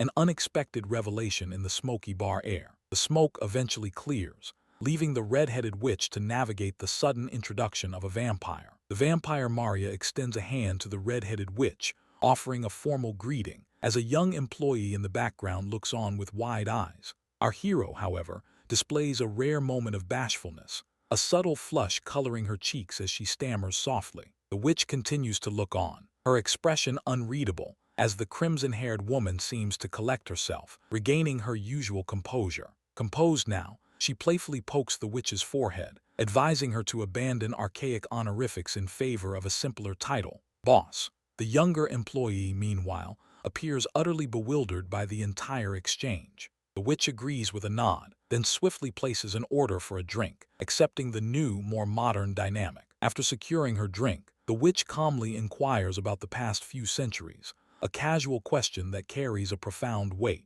Maria, for her part, simply looks away, her usual confidence faltering as she struggles to formulate a reply to such a question. The witch then suggests a rather unconventional method of catching up. She can simply delve into her memories. The leader agrees without hesitation, a subtle smile playing on her lips, implying a level of comfort with such an intimate request. Xing Lan, the young wolf-eared employee, observes this exchange with growing alarm, her eyes wide with shocked realization. The young wolf questions the nature of this ability, pondering how someone could access memories not their own, wondering aloud about her guest's identity. A sudden burst of boisterous laughter erupts from the crimson-haired woman, cutting through the tense atmosphere. She mocks the witch for her two-century retreat from reality, finding humor in her decision to hide from perceived troubles, which seems a rather lengthy sabbatical. With another sip of her drink, the Ancient One dismisses the red-headed witch, signaling the end of their conversation. The ancient vampire takes another drink, affirming that their discussion will continue at a later, more convenient time, quite unconcerned by the memory sharing or the reaction to it. Xing Lan, still processing the supernatural event, approaches the witch, who then surprises her by addressing her directly as Xiao Lan. The witch gently inquires about Xing Lan's current activities, to which the young wolf responds with a shy smile, explaining she is merely waiting for her shift to end. The witch then casually directs the wolf to ask the elf, whom she refers to as a loach, for any drinks she might desire. The black-haired elf, clearly exasperated, shouts a protest, demanding that the witch cease using the derogatory term. Xing Lan and her ancient companion observe the ensuing commotion between the witch and the bartender with silent amusement. An ordinary Tuesday, then. The ancient vampire then leans close to Xing Lan, holding her drink and confirming her name, her gaze intense, less a query and more a statement of intent. The young wolf nods nervously, a tremor in her voice, as the Ancient One asks directly if she is afraid. Xing Lan, gathering her courage, demands to know the crimson-haired woman's true identity, her voice firm despite her unease. The young wolf-eared girl reflects on the unsettling sense of dread that has inexplicably gripped her since the elder's arrival. The feeling is potent and persistent. The Ancient One, a smirk playing on her lips, observes that Xing Lan appears quite sensitive to her presence. With a casual gesture, the ageless vampire invites the young wolf to follow her outside, suggesting a more private conversation. Xing Lan, still feeling a mix of trepidation and curiosity, obediently follows her ancient companion toward the exit. As they depart, The red-headed witch quickly covers the mouth of the protesting bartender, effectively silencing her. In a sparsely furnished room with metal lockers, the Ancient One sits calmly at a table, patiently awaiting Xing Lan. Xing Lan joins her at the table, her curiosity overriding her fear, and immediately questions the boundaries of the memory-reading ability. The crimson-haired woman begins to correct Xing Lan's mistaken assumption about the limitation of her abilities, implying a reach far beyond mere humans. With a calm, undeniable statement, the Ancient One declares her true identity. She is the first vampire. Xing Lan, piecing together the implications, deduces that her companion is the progenitor of all vampires, the one who transformed others into her kind, a rather significant lineage. The young wolf accepts that her ancient companion is unwilling to reveal further details of her past, as some histories, it seems, are best left untold. The ancient vampire then notes Xing Lan's evident concern for the other woman, a subtle observation of the wolf's protective nature. She sees more than just memories, it seems. A lingering silence usually precedes a choice that Xing Lan is entirely unprepared to make. Xing Lan, the young werewolf, stares thoughtfully, seemingly lost in the complexities of her emotions as a question hangs in the air. A soft hem escapes her lips as she gently turns, acknowledging the presence of someone unseen just beyond the frame. Her hands grip each other tightly, a silent testament to the nervousness bubbling beneath her composed exterior. She confesses her deep affection, admitting she cares for the vampire more than anyone else, before immediately recoiling, chiding herself for the unexpected outburst. The confession continues, with the werewolf softly smiling as she notes her happiness when Maria is near, only to internally scream at herself to stop talking. From the doorway, Maria watches the unfolding scene silently, an observer to the werewolf's unexpected emotional display. Meanwhile, the red-headed witch, with a dramatic flourish, reinterprets the werewolf's confession as a simple curiosity about Maria's past, rather than a deeper feeling. Naturally, the werewolf, still bashful, agrees to hear the secrets, and the witch eagerly offers to reveal the desired information. The vampire, always the cautious one, voices a mild ethical objection, suggesting they should first ascertain if the subject of their discussion is comfortable with this plan. The witch dismisses the concern with a casual wave, assuring everyone that this will pose no problem. With an intense, knowing glance, the witch mentally challenges the vampire, daring her to intervene and stop the proceedings. The vampire, caught in a moment of silent indecision, remains frozen in the dark doorway. A close-up reveals the vampire's sharp red eye, a sign that she has resolved to act. She enters the room, moving past a diverse collection of patrons at the counter. An ordinary Tuesday, then. The young werewolf reacts with a startled ooh-woo as the vampire makes her appearance. The witch, now showing a hint of panic, worries aloud about the potential backlash from Maria, wondering if she might end up hating her. The werewolf, ever the calm one, gently reassures her friend, suggesting she's overthinking the situation, and proposes an alternative solution. The witch raises a finger, proposing an exchange of memories, leaving the werewolf looking bewildered at the unexpected offer. With a seductive smile, the witch specifies her demand, to read the werewolf's memories, leaving the young woman stunned. The werewolf remains stunned, while the witch, with a knowing smile, accurately identifies her unique nature as an unusual werewolf. Of course she does. The witch explains her rationale, stating that as Maria's most valuable clan member, she must ensure the werewolf poses no threat to her. With a visible drop of sweat and clasped hands, the werewolf reluctantly gives her consent to the deal. The witch finalizes the contract with a spread hand, instructing the werewolf to relax herself. A close-up of the witch's pink eye emphasizes her command for the werewolf to look directly into them, initiating the hypnotic process. A tight shot of the werewolf's blue eye shows its pupil forming a vertical slit, a clear sign she is succumbing to the hypnosis. Suddenly, a memory appears. A young Maria in a Victorian dress innocently asks her mother where they are going. The mother cheerfully tells young Maria they are going to play at a nice man's house, a revelation that causes the hypnotized werewolf to cry out in horrified recognition. A nearly adequate plan. The witch confirms that she is indeed transferring Maria's memories, urging the werewolf to continue watching. The memory continues with two girls in dark dresses approaching a butler at a mansion door, while ominous shadowy hands reach towards a child's head. The mother tells Maria she is going shopping, leaving her to play at the kind sir's house, and the butler ushers a naive Maria inside. The butler informs a confused Maria of her new attire, as she innocently asks if her mother will return the next day. The butler smirks cruelly, delivering the catastrophic news that Maria's mother will never be coming back. Maria's side profile reveals a single tear, her face contorted in dawning horror as she realizes her permanent loss. A metal collar is locked around Maria's neck, chains dangling, as a voice declares her new status as a slave. The final image depicts multiple chained children, with hands pointing and reaching, illustrating Maria as one of many victims in a severe, traumatic past. Maria discovers that trauma is rarely a memory, but a daily, recurring reality. In the dim light of a crude outdoor camp, a young woman sits chained, attempting to eat a piece of bread while others work in similar bondage,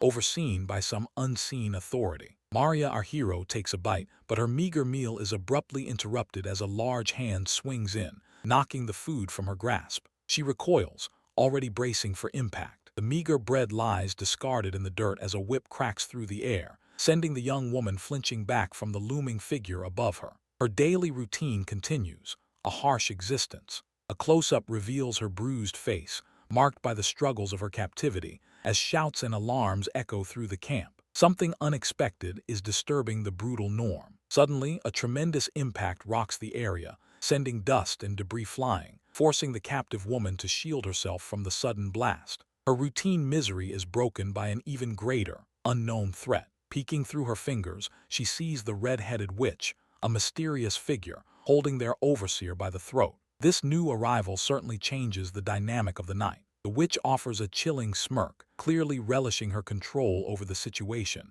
an expression of undeniable power. The man observes, a dawning realization spreading across her features as she processes the scene. As the situation unfolds, the captive woman internally recognizes the witch's true nature, the startling word, vampire, forming silently in her mind. This is not a human savior. The red-headed witch now stands before the seated prisoner, speaking directly to her, confirming her understanding of the camp's oppressive system. She seems quite put out by it all. With a casual flick, the witch unfastens the heavy metal collar from the captive's neck, explaining her distaste for the inherent injustice of such practices. Freedom, it seems, is easily dispensed. A close-up of the freed woman's profile shows her deep in thought, the word vampire resonating within her mind. She gazes past her savior, contemplating the new path that might open before her. Looking up with newfound determination, the recently freed prisoner boldly asks to join the powerful being. She is prepared for whatever comes next, rather than return to her previous life. The red-headed witch regards her with an amused smirk, finding the proposal intriguing and questioning the young woman's sincerity. A nearly adequate plan, then. The witch then delivers serious advice about the profound and challenging nature of becoming a vampire, emphasizing that it is far from a mere game. She clearly wishes her potential apprentice to understand the full weight of her request. The young woman candidly confesses her deep longing for transformation, while the witch listens intently, considering her words. The witch accepts, but adds a caveat about a future test. The young woman grasps a sickle, firmly cutting her own long hair, a symbolic severance from her past life of servitude. The witch, hearing the sound, turns to look back at this unexpected and powerful act of self-determination. With her hair now shorn, Maria stands ready, her expression fierce and determined, her eyes shining as she prepares to leave her old life behind. Her transformation begins with this simple, brutal act. A striking silhouette captures the woman's departure, emphasizing the profound change in her journey as she steps away from the shadows of her past. She is a new figure, emerging into an uncertain future. The red-headed witch recounts the entire story to Xing, a supportive friend with wolf ears, who listens with wide eyes and her hand over her mouth, processing the incredible tale. The past is now history, relayed over a quiet table. Xing expresses her disbelief, finding the narrative entirely surreal and almost impossible to comprehend. This was not the typical training she'd envisioned. The two women sit across from each other, the conversation shifting as the witch acknowledges the story's fantastical elements, while Xing quietly processes the implications. The emotional weight of Maria's past lingers in the room. The emotional weight lifts as our hero laughs. The driver watches, unsure. This goes about as well as expected. Xing reflects on the stark contrast between the brutal history and the gentle demeanor of Maria today. A sad smile touches her lips, recognizing the profound strength it must have taken to endure such suffering and remain so kind. The red-headed witch issues a command, instructing Xing to provide companionship for Maria, cementing their new connection. Xing Lan looks on, a touch of confusion on her face, unsure of what this new role will entail. Xing Lan does not have to wait long for the silence to be broken. A young woman with pink hair demands to know when Xing Lan will speak up, but our hero, arms crossed and face unreadable, explains at length that choices belong to others. Naturally, the red-headed witch, with casual grace, extends an invitation to the young employee, offering a place to work. Our wolf-eared hero agrees with a confused murmur, her uncertain reply lost in the witch's departing wave as she bids farewell. She stands alone, the suddenness of the interaction settling upon her as a wave of comprehension washes over, a dawning realization of her boss's inherent perceptiveness. The truth, now undeniable, confirms her suspicions about the witch's understanding of events. In the transitional space of the room, our young wolf-eared hero's face shows her determination, a resolve blooming within her that soon everything will become clear. She braces for revelations. Meanwhile, the red-headed witch, ever watchful, spots a familiar splash of pink hair hiding below, a clandestine observer caught in her peripheral vision. The red-headed witch stands with undeniable authority, directly addressing the hidden listener, her voice cutting through the quiet as she calls out the act of eavesdropping. She confronts the pink-haired figure directly, exposing their covert observation, and the pink-haired employee recoils, a visible cringe on her face. The pink-haired employee, recovering slightly, voices her reservation, questioning whether such a direct approach with the young wolf-eared employee is truly appropriate. The red-headed witch, however, dismisses the concern with a calm assurance, her words trailing off mysteriously. Across the main bar floor, a server discreetly watches the interaction unfold between the red-headed witch and the pink-haired employee, observing the subtle power dynamics at play. The server's expression shifts to a knowing smirk, validating her own prior judgment that her sister's theories about their connections were, in fact, entirely accurate. The server's thoughts turn to a new task, a mental note solidifying in her mind that she must immediately inform a certain Xiao Lang. Her fingers rapidly tap out messages on her phone, a quick series of texts asking if the recipient is present and announcing an imminent arrival. A series of surprise text bubbles flash across the server's phone screen,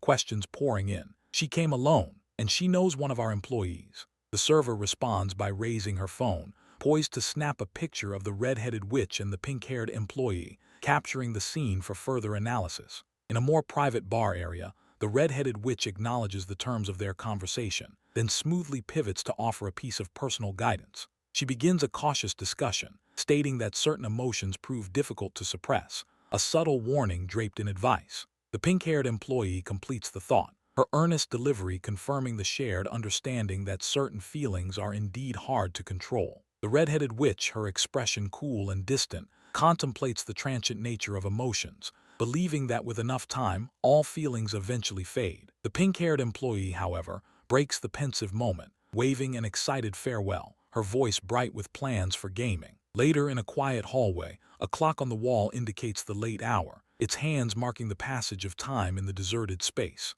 An empty door, slightly ajar, suggests a recent departure or an imminent arrival. Back in a small office, the red-headed witch carefully unlocks the door, the click echoing in the quiet room. She leans in, a surprised expression on her face, as she discovers our young wolf-eared employee slumped over a table, fast asleep, recognizing a familiar sight. The red-headed witch gently reaches out, intending to touch the shoulder of the sleeping figure, and softly calls her name, Xiao Lan, to wake her. She then leans closer, whispering the intimate words, "Let's go home," directly into the young woman's ear. Our young wolf-eared hero startles awake dramatically, a loud yell escaping her in a chibe-style panel, her reaction one of pure shock. The red-headed witch takes the man's shoulder. A voice beside her insists it's time. Our hero wakes to find a hand on her shoulder. The voice beside her insists it's time. Naturally, the pair walks away under streetlights. Now our hero faces a new challenge. A young werewolf demands immediate action. The vampire looks confused.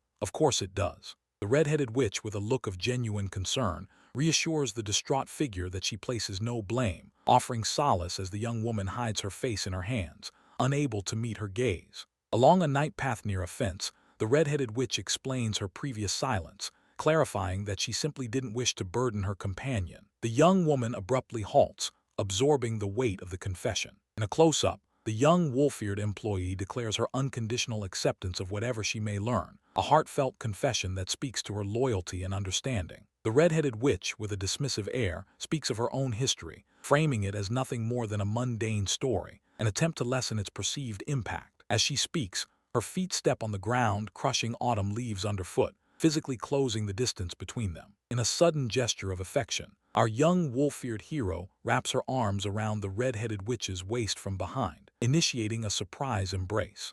Xing Lan lies in bed, her eyes still closed, a soft groan escaping as the first rays of morning disturb her sleep. Another day begins with a quiet protest against wakefulness. She rubs at one eye, blinking slowly as she explains it's her day off, a small comfort in the grand scheme of things. Maria, her housemate, stands nearby, a picture of quiet concern for her friend. In a more stylized rendering, our hero sits up, insistent on facing the day, while her companion remains nearby, still wearing that thoughtful expression. It seems like a simple morning for now. The young woman with the striking white hair then eagerly suggests her friend use the bathroom, adding that she has already prepared the toothpaste. A little too helpful, perhaps. She smiles warmly at our hero, her eyes kind, and reminds her friend to ask if she feels hungry later. It is an unexpected surge of domestic attentiveness. Xing Lan stands in the hallway, looking rather confused, a thought balloon suggesting she finds this new level of solicitude from Maria rather strange.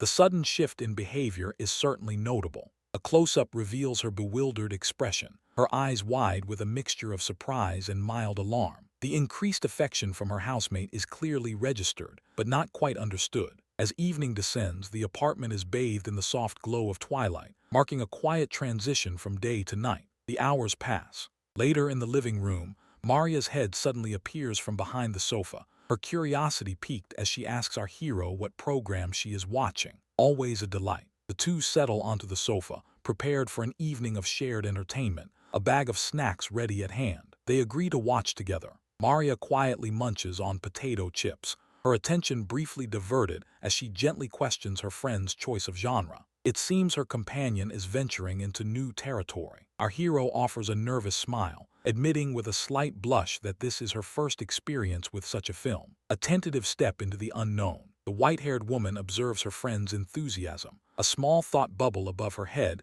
noting how genuinely happy Xing Lan appears. A simple moment of shared joy. As the movie progresses, the scene on screen darkens, and Xing Lan begins to visibly perspire, her discomfort mounting. The film's atmosphere is clearly having its desired effect. She comments on the unsettling feeling the movie creates, its eerie mood beginning to seep into the comfortable living room. The suspense builds, as it often does. Suddenly, a hand reflexively clutches at Maria's fur, a startled yelp escaping the white-haired woman, an involuntary reaction to heightened tension. Naturally, Xing Lan, startled by her own actions, quickly apologizes for the unexpected physical contact, a moment of panic and swift remorse. Maria turns to her friend, her expression knowing, and asks directly if she is experiencing fear. A straightforward inquiry, cutting through the jumpiness. Our hero avoids eye contact, her face flushed with embarrassment, unable to immediately confirm or deny her fright. A difficult admission sometimes.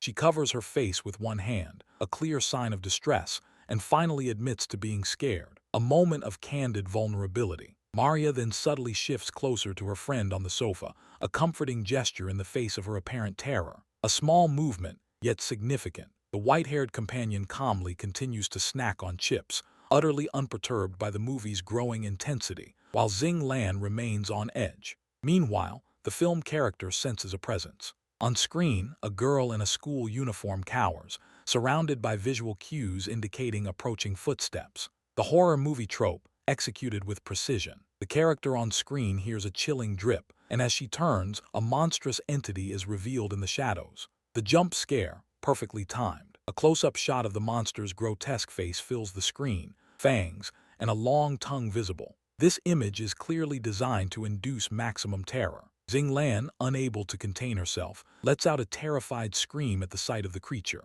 a visceral reaction to overwhelming horror. Unsurprisingly, perhaps, she instinctively clings to Maria, burying her face and letting out an exasperated cry about the movie's effect, a desperate search for comfort. Later, the city lights twinkle against the dark sky, seen from the apartment window, signaling the passage of the night. A quiet moment before the inevitable. Xing Lan is curled up on the sofa, wrapped in a blanket, staring sleeplessly at the ceiling. The movie's lingering images have clearly robbed her of peace. She imagines terrifying creatures lurking in the shadows, letting out a small, fearful squeak. The mind plays tricks in the dark. An ordinary Tuesday, then. Maria peeks over the back of the sofa, a look of mild surprise on her face, noting that her friend is still awake. Some people just can't handle a scary movie. Our hero offers a sheepish smile, explaining that the horror movie she watched earlier is the reason for her insomnia. The consequences are clear. Maria leans over the sofa, proposing a solution to her friend's sleeplessness.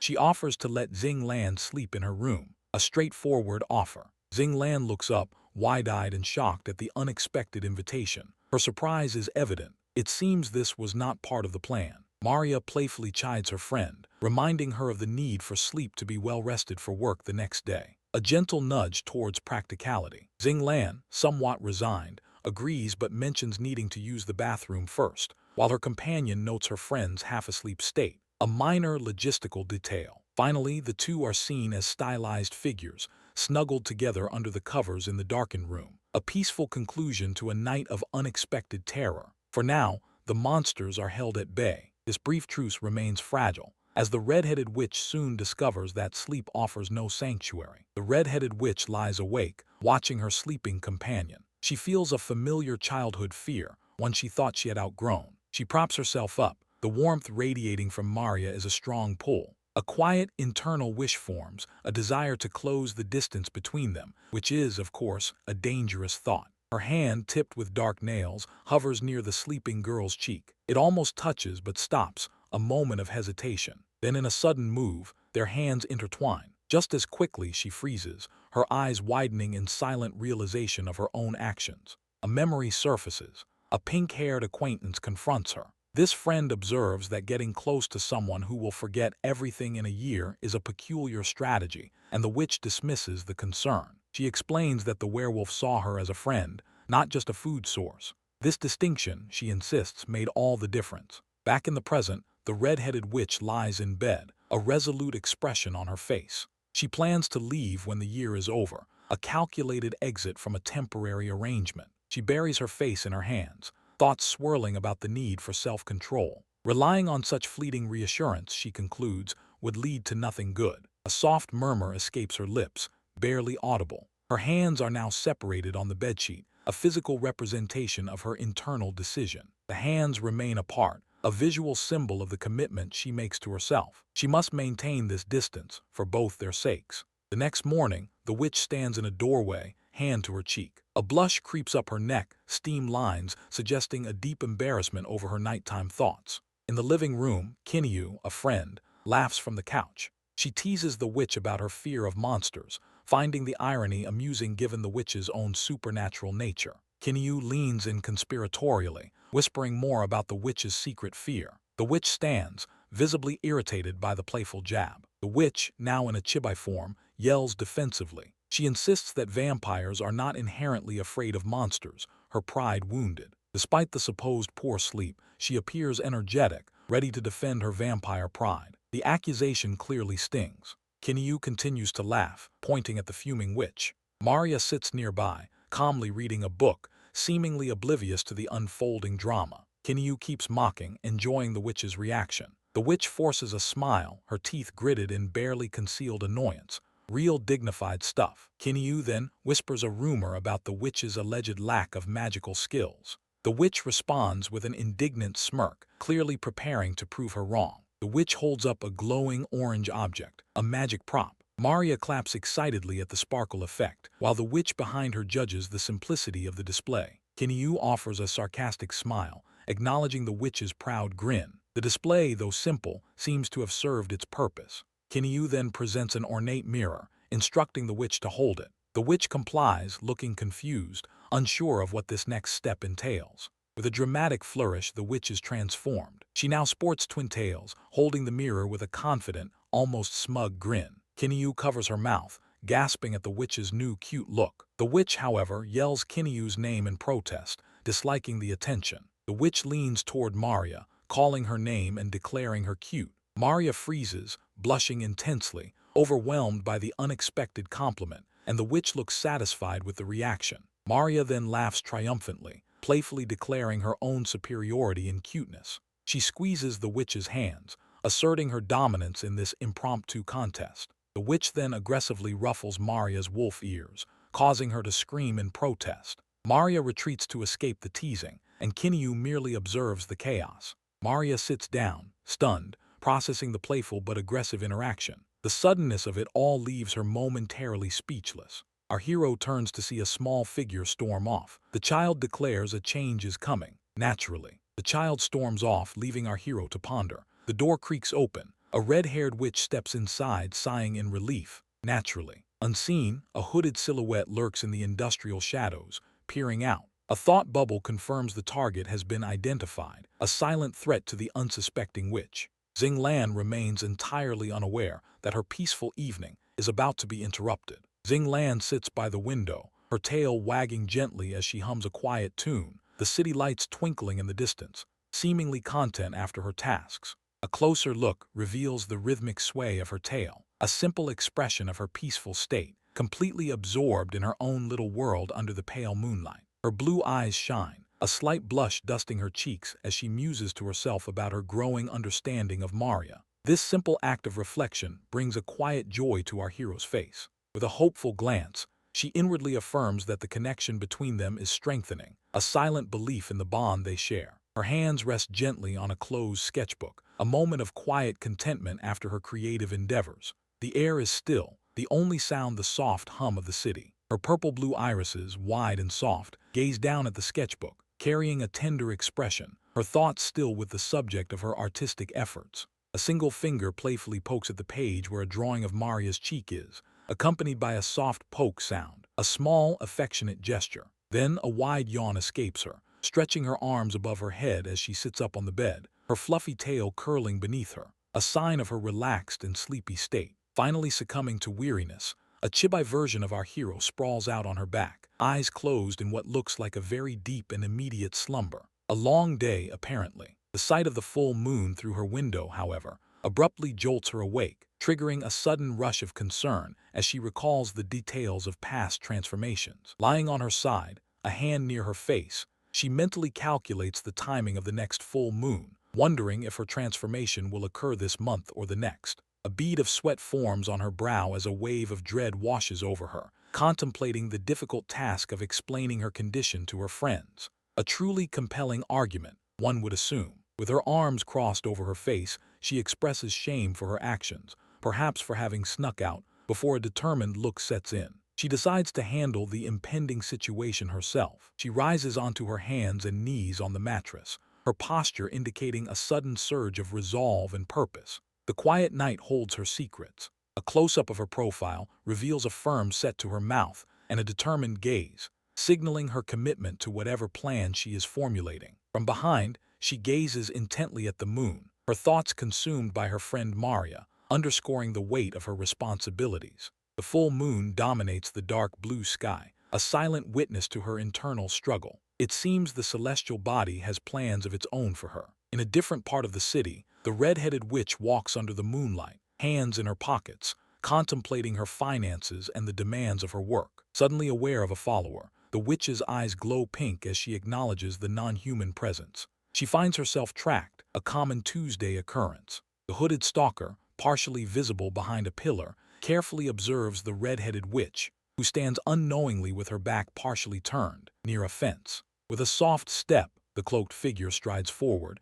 its boots treading across the tiled ground. A bat-like wing extends from its back, revealing its true nature. The stalker's eye widens in surprise, having lost sight of its target. It then stands confused in an empty corridor, wondering where the red-headed witch could have disappeared. From behind the stalker, the red-headed witch's voice pierces the silence, asking calmly if it was looking for her. A simple question, under the circumstances. The red-headed witch stands poised, confronting the now-frozen stalker, waiting for a response to her sudden appearance. With arms crossed and an assertive stance, the red-headed witch demands to know the stalker's intentions, while the hooded figure remains silent, its back still to her. A visible annoyance crosses the stalker's face, accompanied by a quick tusk sound. A gloved hand quickly grips a pointed wooden stake, ready for an attack. The red-headed witch's face registers shock as the stake is quickly leveled at her. motion lines emphasizing the swiftness of the attack. She eyes the stakes tipped near her face, musing internally about the opponent's rather simplistic choice of weapon. A wooden stick, it seems. The stalker quickly ducks away and flees, a motion blur indicating its hasty escape from the confrontation. The red-headed witch glances over her shoulder, questioning whether her opponent has truly run off or is merely regrouping. Facing forward now, she openly expresses her confusion, wondering aloud about the identity of the mysterious figure. Such an enigma, truly. She ponders the possibility of encountering a vampire hunter, then decides it's time to head home. However, a winged silhouette crosses the moon, and she spots the hooded figure still pursuing her. The stalker, hidden from view, considers its next move, perhaps even the strength of the witch. Naturally, the man frets about punctuality instead of looming threats. He hears a faint rustle. He turns, eyes widening. Someone whispers they're chasing him. Splendid. That pursuit ends abruptly, leaving her to resume the mundane rhythm of her school day. Xing Lan, our hero, finds herself at school, idly wondering where a certain individual might be as she scans the familiar grounds with a curious eye, a slight tilt to her head. Before long, she spots the object of her search, the magnetic Maria, walking ahead with another student. Maria turns to her companion, a flicker of surprise in her eyes, though the other student seems to notice nothing unusual. Of course it does. Our hero moves with purpose, closing the distance between them, her presence a silent judgment on the unfolding interaction as she approaches. Without preamble, she embraces her vampiric friend and demands an explanation from the bewildered stranger, who, startled, quickly apologizes and retreats, leaving the two alone. A soft laugh escapes the wolf-eared girl, a hint of satisfaction in her eyes as she holds the slightly flustered Maria, a moment of quiet amusement for her. She tightens her hold, proposing that her companion owes her a significant debt of gratitude for the frequent interventions, implying a fair recompense is in order. Maria, with unwavering composure, declares her willingness to grant any desire the wolf-eared girl might possess. A bold promise indeed. The wolf-eared girl blushes, a faint "you" escaping her lips, suggesting a very particular and perhaps audacious wish that now hangs in the air. The vampire, clearly unamused by the proposal, warns her to cease joking and delivers a swift, disciplinary tap to her cheek, a direct response to the wolf-eared girl's jest. Against a picturesque backdrop of autumn leaves, our hero grips Maria's hands, affirming the seriousness of her earlier suggestion, wishing to make her intentions perfectly clear. Later, in a quieter indoor setting, the wolf-eared girl recounts a vivid dream to her friend, Kinyu, a dream where their social dynamics were entirely inverted, an unusual narrative she explains. She falls silent, a blush spreading across her face, as the implications of the dream settle in, leaving her momentarily speechless. Kinyu, finding humor in the retelling, playfully muses on the appearance of the vampire with a ponytail, causing the wolf-eared girl to become even more flustered. A rapid thump resounds within our hero, a clear signal of her own burgeoning curiosity about the suggested hairstyle. The thought has clearly taken root. Back in the present moment, the wolf-eared girl sits hunched at the table, a sheen of sweat on her brow, while Kinyu remains oblivious, facing away, a sudden shift in her demeanor apparent. A close-up reveals panic etched onto the wolf-eared girl's face, a silent realization that something is profoundly amiss, her distress palpable. Kinyu, now noticing her friend's discomfort, extends a hand and inquires about her well-being. As the wolf-eared girl appears visibly unwell, our hero apologizes, announcing an urgent need to depart, prompting Kinyu to point out the inclement weather outside, a curious decision given the circumstances. She rises unsteadily, assuring her friend of a swift return, while Kinyu looks on, puzzled by the abrupt departure, a promise that seems a difficult one to keep. As she turns, her face betrays a deep struggle, a silent torment that she attempts to conceal, though the pain is evident despite her efforts. In a moment of frustration, the wolf-eared girl clenches her hand, expressing annoyance at the inopportune timing of her current condition, the circumstances less than ideal. Outside, the city is enveloped by a heavy downpour, rain streaming relentlessly over the buildings. The night is dark and wet. Meanwhile, back in the living room, Maria stands with a towel, turning towards the door as a sudden noise breaks the quiet, something having captured her attention. Kinyu also looks up from her seat, her surprise mirroring Maria's. The sound has disturbed them both. The wolf-eared girl appears in the doorway, drenched, prompting startled exclamations from both Maria and Kinyu, with Maria demanding to know her whereabouts, her concern thinly veiled as anger. Kinyu scolds the wolf-eared girl for her lack of foresight in not taking an umbrella, while Maria begins to wrap a towel around her, a practical response to a foolish oversight. Beneath the towel, our hero's distress is palpable as she despairs over the impossibility of finding a suitable sanctuary on such short notice. Her predicament is dire. She attempts to confess something important, her words trailing off as Maria and Kinyu gently guide her, the moment for revelation seeming close. Observing Maria's serious expression, the wolf-eared girl decides her confession can wait, as there are more immediate concerns. Maria then pinches the wolf-eared girl's cheek through the towel, instructing her to change her clothes without delay, a firm, no-nonsense command. Both Kinyu and Maria concur that the wolf-eared girl should head directly to the bath to avoid catching a cold, a sensible course of action. They escort the somewhat embarrassed, dripping wolf-eared girl into the bathroom, practicality triumphing over blushes. The domestic silence evaporates the moment Maria decides to cut to the chase,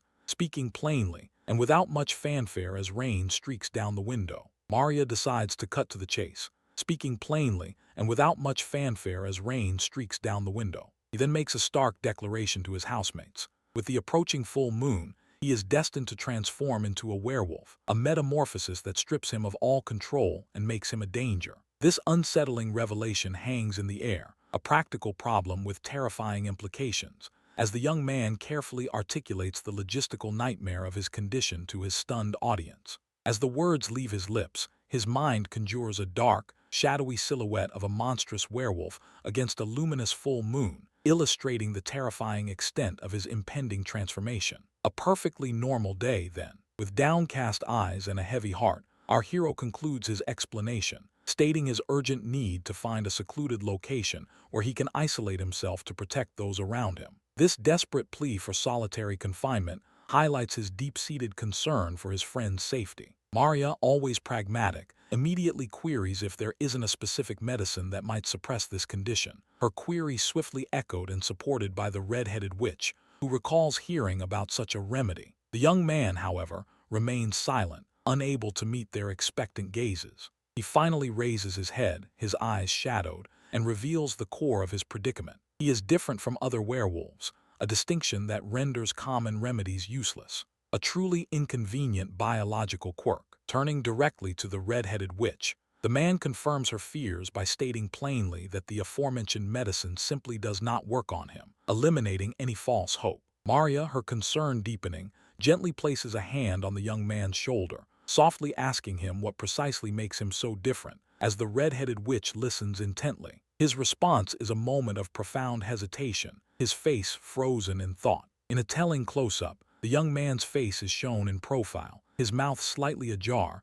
caught in the throes of a revelation he struggles to deliver. A simple act of speaking, elevated to an epic struggle. His blue eye widens, reflecting an inner turmoil that eventually gives way to a firm decision. The moment of choice vividly captured in its depths. With eyes now closed tight and his mouth set in a determined line, he begins to speak, uttering the first syllable of his confession. I. Both Maria and the red-headed witch react with visible shock, exclamation marks hovering above their heads. A perfectly normal start to a sentence then. The scene expands to a three-shot, capturing the collective surprise of his two companions as the young man, visibly distressed, prepares to unveil the full truth of his being. With his eyes now glowing a vivid pinkish red, the young man reveals his true nature. He is a vampire-werewolf hybrid, confirming the dangerous complexity of his condition, a double dose of mystical inconveniences. The red-headed witch's face, shown in an extreme close-up, is a canvas of horrified realization, her red eyes wide and unblinking. The imagery of cracking black branches around her symbolizes the disturbing nature of the news.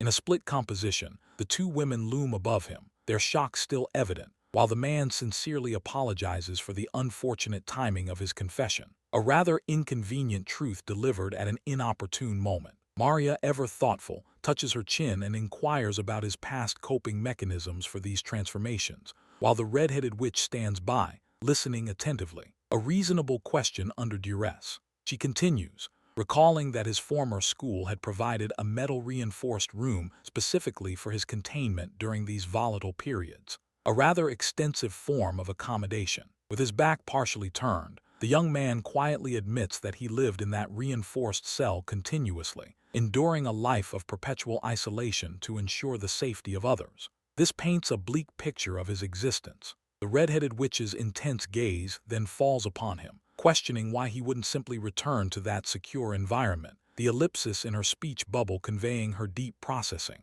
A logical inquiry from an outsider. Maria intervenes gently, laying a supportive hand on the red-headed witch's shoulder, subtly preventing her from pressing the young man further. A quiet intervention to diffuse the tension. The red-headed witch then turns, reaching towards a bookshelf as she calls out the young man's name, a question mark hovering above her head, signaling a moment of realization or a new line of inquiry. She confronts the young man with the stark truth. He left his village precisely because he was constantly imprisoned in that cell, implying that his home was nothing more than a cage. Her blunt observation strips away any euphemisms. Standing firm, the red-headed witch declares that if he managed to escape his place of imprisonment, returning to it is simply not an option, emphasizing his newfound freedom. Our hero listens, his ears perked in surprise. In a powerful close-up, the young man's eyes are wide and bright, conveying a profound emotional shift as he fully comprehends the red-headed witch's defense of his freedom. A newfound sense of support. In a sudden shift to a more light-hearted tone, Chibai Maria blushes with embarrassment, admitting her question was foolish, while Chibai red-headed witch playfully calls her a moron. This provides momentary comic relief. Chibai Maria, in turn, playfully asks if the red-headed witch also considers her a moron, who remains arms crossed with an annoyed expression, maintaining her tsundere demeanor. The red-headed witch, with a confident smirk, asserts that indeed, everyone is a moron sometimes, acknowledging the universal truth of human fallibility. A perfectly agreeable philosophical stance. Returning to regular proportions, Maria and the red-headed witch look down at the young man, who apologizes profusely for the trouble he has caused. A polite gesture from a kind heart. Maria flashes a broad smile, assuring the man that there's no need to apologize, as they are all friends here, emphasizing their collective bond. A heartwarming declaration of camaraderie. Chibai Maria then declares with a determined fist that they will tackle this problem together, while Chibai, red-headed witch, nods in supportive agreement. A united front against his unique affliction. The three Chibis coordinate their efforts. The red-headed witch instructs the young man to rest, while Maria announces her imminent departure for work. A surprisingly efficient logistical plan. Chibai Maria then explains that she will be going back to study magic books, seeking a mystical solution to his unique condition, while Chibai, red-headed witch, looks on, a question mark hovering over the young man's head as he processes this new, fantastical development. The scene shifts to a medium shot, leaving the young man seated alone in the room with the red-headed witch, who stands with her back partially turned, a meaningful silence hanging between them, indicated by an ellipsis. A close-up reveals the red-headed witch's thoughtful profile as she gazes downward, contemplating their situation, while the young man quietly observes her from behind. A moment of profound internal deliberation. The young man looks up with a soft, expectant expression, as a hand with black painted nails descends towards his white wolf ears,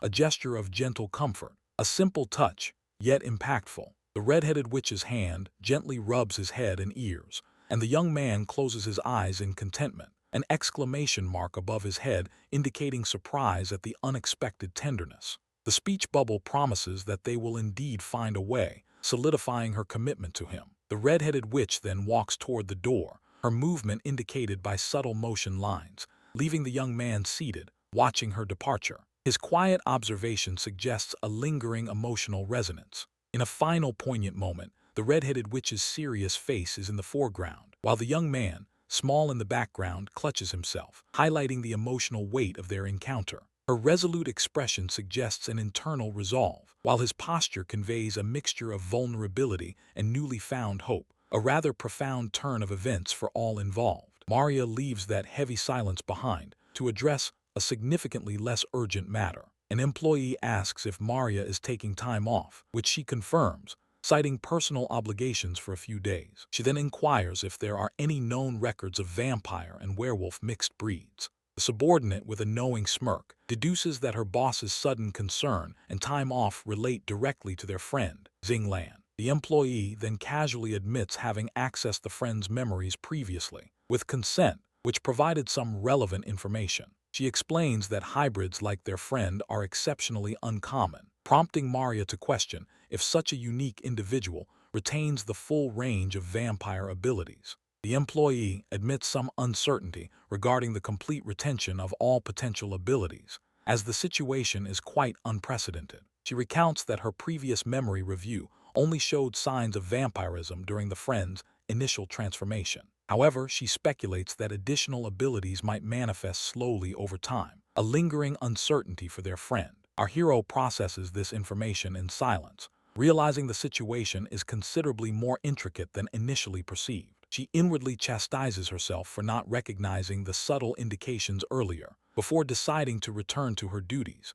a more pressing matter for the moment. As she prepares to leave, the employee calls out a parting warning, suggesting Maria try to avoid being bitten, a practical concern under the circumstances. Maria acknowledges the advice, indicating she is fully aware of the potential hazards involved in her current undertaking. Sensible, at least. A few days later, as the sun begins to set, the stage is set for the next phase of their carefully orchestrated plan. In a secluded forest clearing, Kinyu, an ally, directs Xing Lan to a specific spot, then requests Maria's assistance in securing their friend. Xing Lan is then methodically restrained with specialized chains around her wrists and ankles, prompting Maria to inquire about the unusual origin of such precise bindings. Our friend curiously examines the intricate chains now binding her hands, a gesture of mild intrigue rather than distress. Kinyu explains that a friend of a friend, a master smith, was specifically commissioned to forge them, ensuring their unique requirements were met.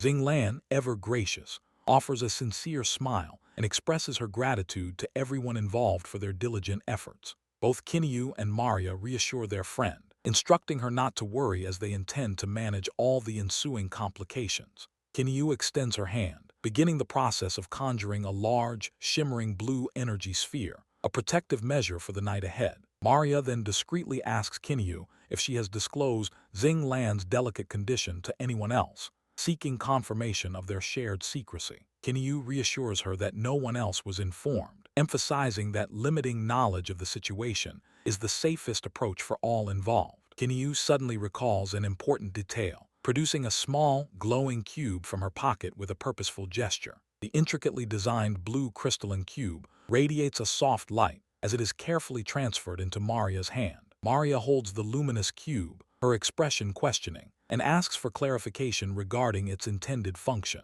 Kinyu explains that the item is a specialized smoke bomb, specifically designed for temporary paralysis of werewolves, a highly targeted solution. Kinyu stresses that the device carries significant side effects and should be used only as a last resort, highlighting its inherent dangers. Maria, perplexed by the inherent risk, questions Kinyu's rationale for creating such a potentially dangerous tool in the first place. An ordinary Tuesday, then. Kinyu cheerfully admits her own limitations in power, stating that she must rely on Maria in critical situations, a rather direct confession. Kinyu then departs, leaving Maria to ponder her ally's reliability, a quiet doubt seeping into her thoughts. Maria stands alone, gripping the luminous blue cube firmly, preparing herself for the unknown challenges that the night might bring. A tight close-up shows her hand clenching the glowing artifact, an emblem of both power and potential peril. Meanwhile, at a serene lakeside overlooking the distant city lights, a mysterious hooded figure observes the scene with an intense focus.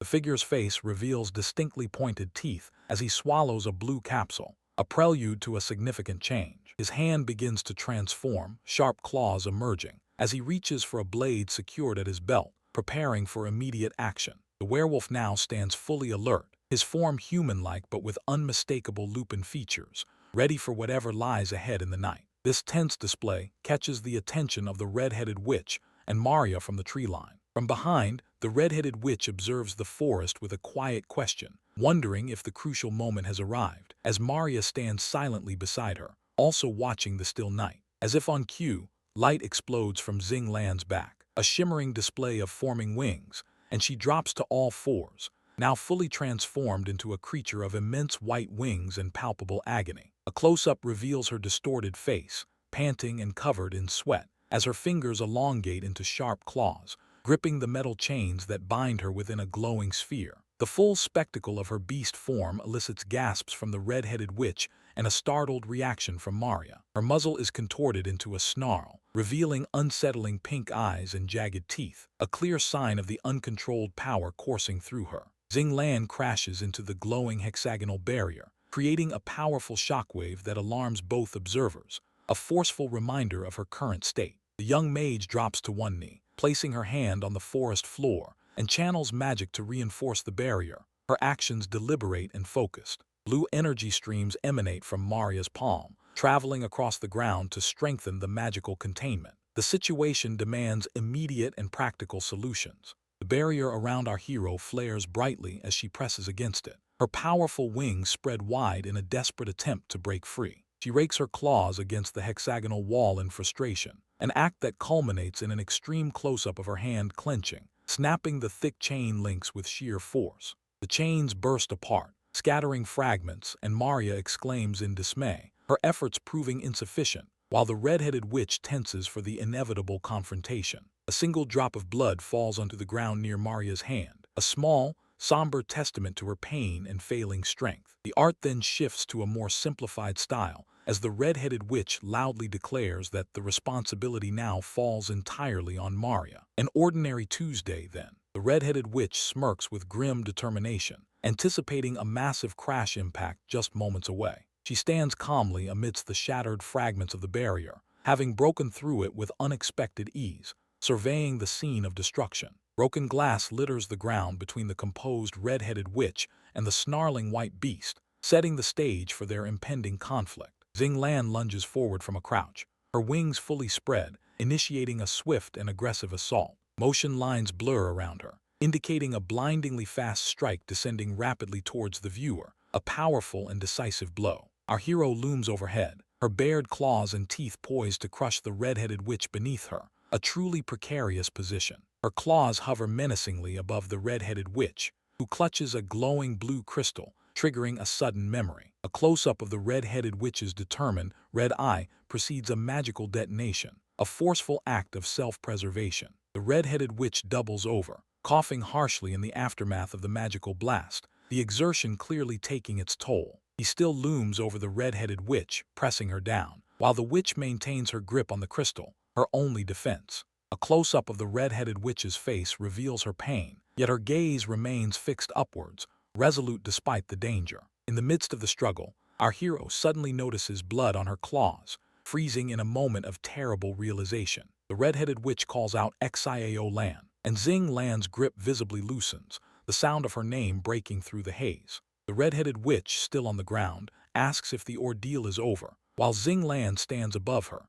dazed and questioning the reasons for her own attack. The red-headed witch rises, cautiously approaching the man while warning him to stay back, a gesture of concern mixed with caution. Our hero turns her back weakly, then falls flat onto the ground, utterly unable to stand, the transformation having drained her completely. Elsewhere, the red-headed witch looks upward, surprised as a voice calls out, claiming to have finally located her. A black-cloaked wolfman crouches dramatically on a high rock, observing the scene below, an unexpected and ominous arrival, as often happens. The dramatic posturing ends once the witch turns her attention to the forest floor. The witch examines abandoned clothes and distinct paw prints on the forest floor, a silent testament to a transformation that just occurred. She realizes someone followed her, and that someone, she surmises, is a werewolf. A hooded figure standing silently in the shadows observes her every move. This individual, now confirmed as Zio Hai, remains motionless, betraying no sign of his presence.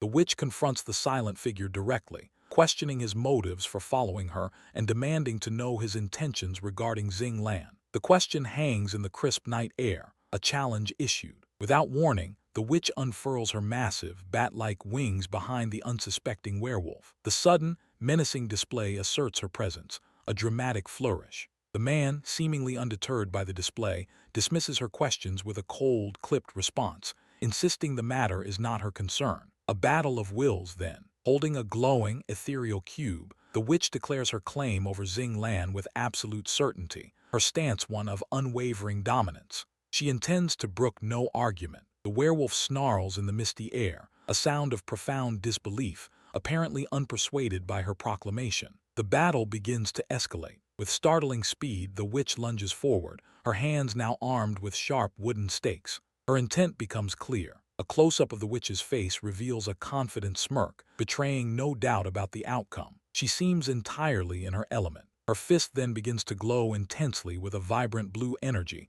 signaling a powerful attack in progress. This won't be a gentle skirmish. The scene erupts into a blinding explosion of light and smoke, the force of the impact momentarily obscuring everything. The witch has delivered a significant blow. Through the dissipating smoke, one can discern the witch's shoe standing firmly next to the werewolf's paw, which is now clearly defeated. The impact was conclusive. The werewolf lies on the ground, coughing weakly, as the witch stands triumphantly over it. The fight has ended swiftly. With a stern expression, the witch grips the werewolf's collar, securing her capture. She does not look pleased. The man's face contorts in discomfort as he involuntarily inhales the smoke, a clear sign of its debilitating effect. The specialized smoke bomb works as intended. Just then, Maria arrives, her expression one of surprise upon seeing the werewolf conscious. This changes the dynamics of the capture. The small group stands in confusion, with both Maria and the werewolf bewildered by the sudden turn of events regarding Xing Lan.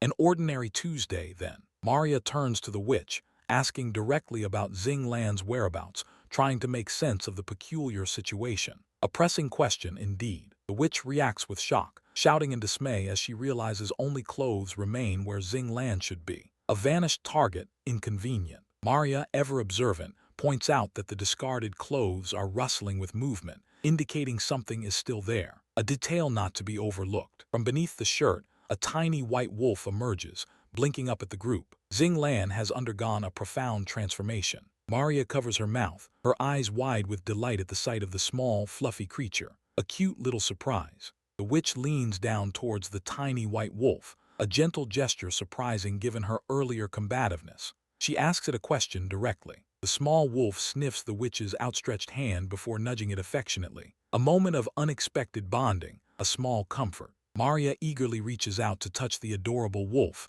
her excitement palpable. The witch, however, glares at her, protective of the creature. The small wolf responds by baring its tiny teeth at Maria, a surprisingly menacing gesture for such a small creature. Not everyone appreciates affection. Maria kneels, analyzing the wolf's behavior, and deduces its instinctual actions. It appears the wolf can only recognize those of its own kind in this state. In a group shot, with the wolf perched atop the witch's head, Maria questions the lingering tension, her gaze then shifting to the subdued werewolf. She notes an unsettling familiarity. Maria stares intently at the werewolf, a flicker of recognition crossing her face as she senses a familiar presence. The pieces begin to align. A close-up of the werewolf's face reveals his shocked expression, realizing the implications of Maria's recognition. The unexpected encounter has unveiled a deeper connection. The silence between them stretches thin, until the werewolf and Maria finally find something to say. In the cave's dim light, our hero, Zio Hai, sits across from Maria, his posture betraying a fragile hope.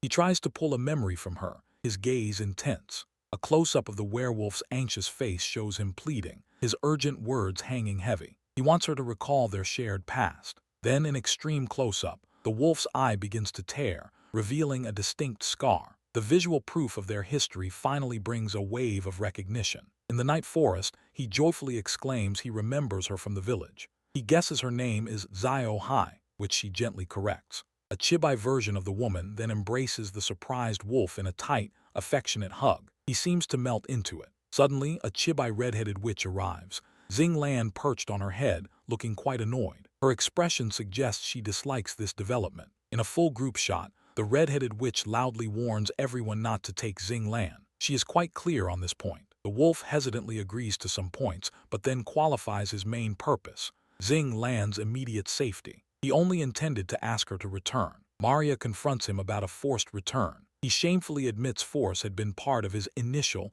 less-than-ideal plan. Maria then notices something with surprise, pointing out a distinct bite mark on the red-headed witch's hand. Her tone is concerned. The red-headed witch acknowledges the bite, her admission brief. Her focus remains on the situation at hand. He agrees to follow them, his posture showing a reluctant acceptance of the invitation. The choice is made. However, the wolf wobbles unsteadily on his feet, revealing a weakness not immediately apparent. The stumble hints at an underlying issue. Maria immediately checks on his condition, her face etched with worry. She tries to understand what's wrong. The red-headed witch appears impressed by Maria's ability to fly, even with her apparent injuries. A newfound admiration, perhaps. Under the night sky, the group flies in formation, the witch leading the way. The journey is swift and purposeful. Inside a library-like room, a close-up shows Maria carefully securing a bandage around someone's arm. It's practiced care. Maria then inquires about the expected healing time, her voice filled with concern. The red-headed witch sits nearby, still troubled. Dialogue reveals a 1-month healing estimate,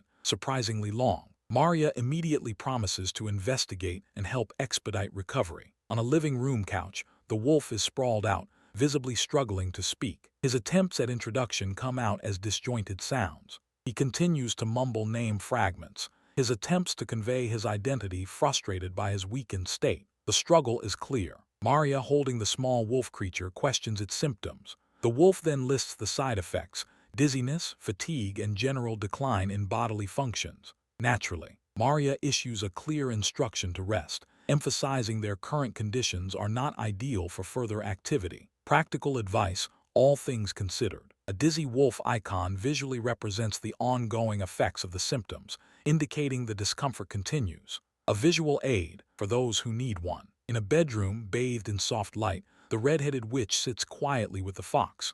A moment of respite finally. The witch reflects on the sheer volume of the day's events. She then comes to a significant realization. The black wolf is not an enemy. The fox curls up comfortably, looking sleepy and content in the quiet room. A small moment of peace. Then the fox gives a cute, soft woof in response. A gentle sound in the serene atmosphere. Suddenly, the scene shifts to a serious close-up of the witch's face, her expression grave and concerned. A sudden change in mood. An extreme close-up of her alarmed red eye reveals an internal panic, a sudden realization or fear. The intensity suggests a troubling thought has just crossed her mind. She swallows her panic and offers Xing Lan a drink, as if hospitality solves everything. The young woman approaches Xing Lan, extending a mug of water. She inquires about his living arrangements, specifically his cohabitation with a vampire, which typically runs contrary to witch custom. She dismisses the common prejudice, stating that while most witches feel that way,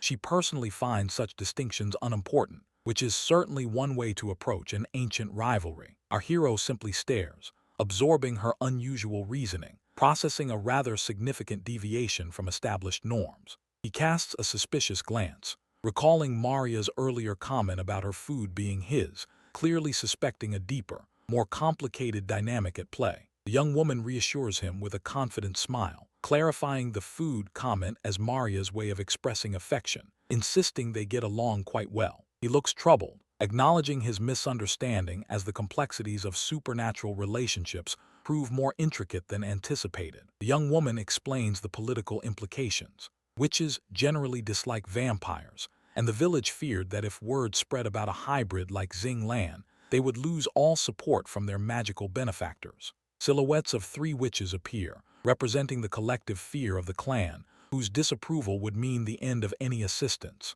The stakes are, apparently, quite high. As she prepares to leave, the young woman affectionately pats Xing Lan's head, and he blushes, clearly appreciating the gesture. The next day begins with a phone alarm displaying 10:00 a.m. As time, it seems, marches on, regardless of supernatural predicaments. She holds her phone, scrolling through contacts with a frustrated tap, her expression suggesting a lingering dissatisfaction with the situation. The phone screen shows a contact card labeled Clan Leader. Desperate times, it seems, call for desperate measures. Her phone rings, and she brings it to her ear, the moment of truth having arrived. She attempts to deflect suspicion, claiming the information is merely for writing material, a rather thin excuse given the urgency of her tone. Her mother, undeterred, demands to know when she plans to return and fulfill her responsibilities, as clan duties, it appears, are not easily forgotten. She begins to argue, mentioning a previous agreement. The conversation, it seems, is a well-trodden path. Her mother's voice dominates,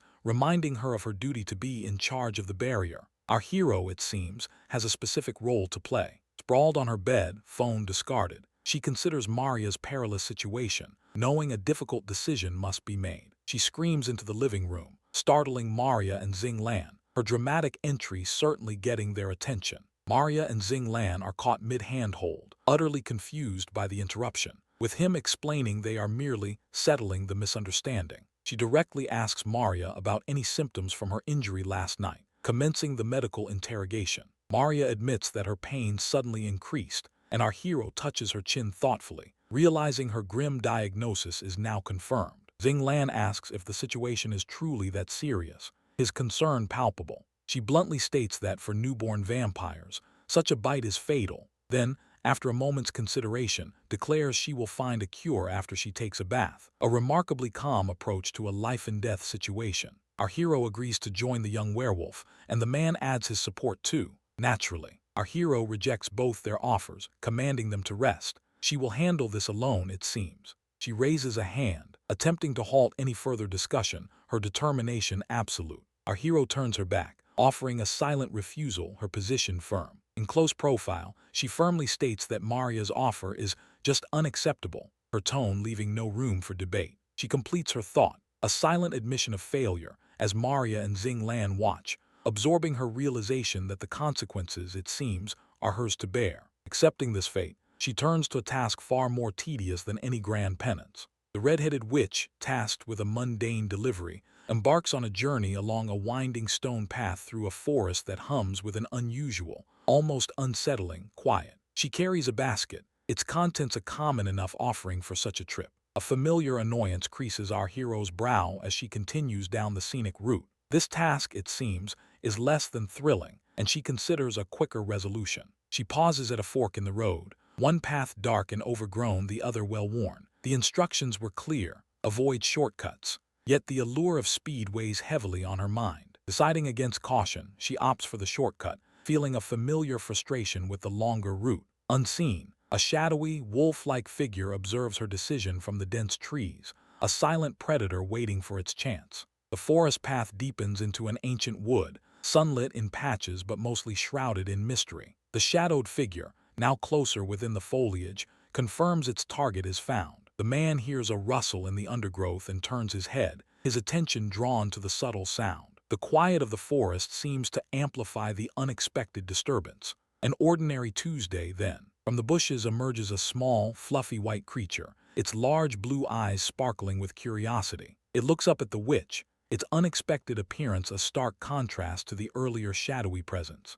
Our hero remains still as the little creature cautiously approaches her feet, its innocent demeanor a stark contrast to the ominous feeling that had lingered. It sniffs around her boots, its small tail giving a gentle wag. From a low angle, the creature looks up and lets out a tiny, high-pitched bark, its eager sound an attempt to engage. This little white wolf, far from menacing, seems to be seeking attention. The witch, taken by its unexpected cuteness, kneels down and gently pats the creature's head. Her initial annoyance has clearly given way to a softer emotion, charmed by the sudden companion. The small wolf then playfully nips at her sleeve, tugging gently, as the witch looks at her arm in mild surprise. It's an unusual invitation, one that seems full of playful intent. The small wolf pulls more insistently on her sleeve, attempting to lead her somewhere. She looks on with a curious expression, trying to decipher the creature's intentions. Releasing its grip, the wolf dashes off into the trees, barking back at her as if beckoning her to follow. Its swift movement suggests an urgent,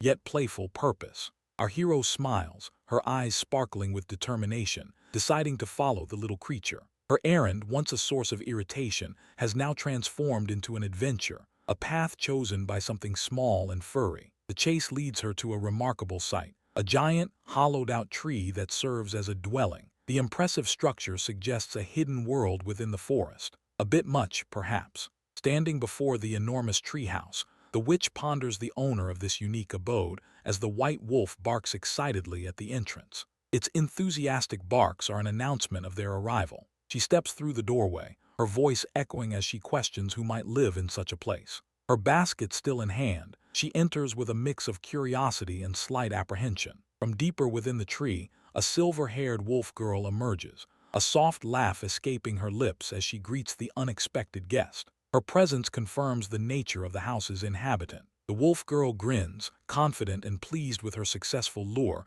declaring she has caught her prey and that it is time to eat. She lunges forward, claws extended, accompanied by a primal howl. Naturally, in the chaos of the sudden lunge, the delivery basket tumbles to the floor, its contents scattering. Our hero reacts quickly, averting the anticipated attack. A close-up reveals the witch's own sharp teeth and a confident smirk, as she asks the wolf girl if she is truly sure about her predatory intentions. The tables, it seems, have turned. Instead of being consumed, the wolf girl finds herself enveloped in a tight embrace from the witch, who leans in for a tender moment. The surprise on the wolf girl's face is palpable as the hunter becomes the affectionately held. Elsewhere, a small figure in bed, presumably the intended recipient of the delivery, whimpers with hunger, wondering where her food is. Her hopes of a meal slowly dwindle with each passing moment. Whether that whimpering stomach finds relief, or merely more confusion, remains to be seen. Ziohai peers around the corner, observing a small fox contentedly nestled in a bag of popcorn. Kinyu waves enthusiastically as she heads out the door,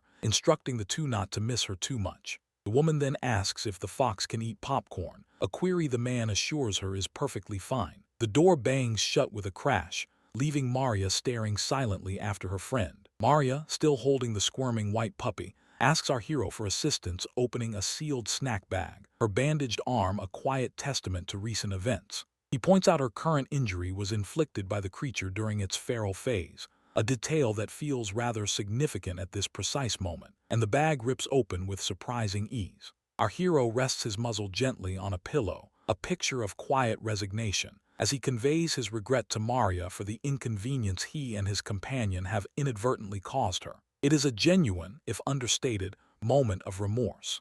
Maria, nibbling thoughtfully on a treat, inquires why he had previously asked about his companion's importance to her, a casual question that holds a deeper weight. The man then looks her directly in the eyes, asking if the small white puppy truly means something to her, and Maria responds with a soft affirmative. He then explains that his bond with the creature transcends mere friendship, describing it instead as a sibling-like connection, a detail punctuated by the small puppy sprawled comfortably across his legs. Maria remains utterly still, absorbing the weight of this revelation about their shared history. She processes the information, the idea that the creature has been family to the man since infancy, and the realization settles over her with visible emotional impact. The confession clearly resonates deeply with her, shifting her understanding of their dynamic. The puppy then conjures an image of the desired cookie in a thought bubble, simultaneously manifesting massive anime tears and a trembling mouth, creating a truly heartbreaking, if entirely performative, display. This is a masterclass in emotional manipulation.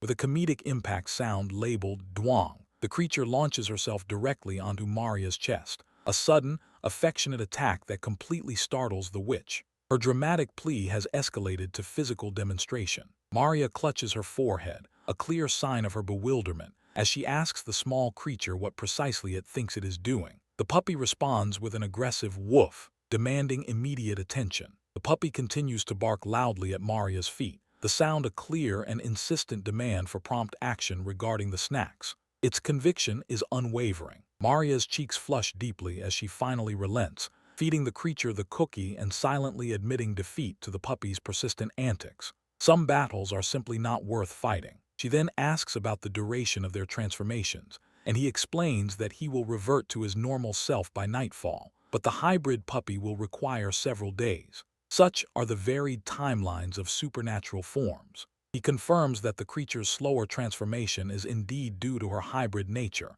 distinguishing her from pureblood magical creatures. The biology, it seems, is quite precise. Our hero's expression then shifts, settling into one of serious introspection as he gazes forward, a long, unspoken silence hanging in the air around him. The weight of his thoughts is palpable. Maria looks down softly, acknowledging his reasoning and agreeing to maintain the secrecy surrounding the incident. She understands the need to protect the small creature's innocence. Abstract blue rectangles float gently upwards, signifying the passage of time as the evening deepens. A subtle visual cue for a shift. The scene transitions to a window, revealing a dark, star-filled night sky framed by parted curtains. Outside, the world is quiet and still. Inside, the human-form hero stares in surprise at his glowing phone screen, realizing with a jolt that it is already 4 o'clock in the morning. Time, it appears, has slipped away. He props himself up on one elbow on the sofa, looking noticeably stressed, his phone lying next to a coffee mug as a silent testament to his long vigil. He reflects on a past missed opportunity, recalling that he failed to see the woman during her last visit.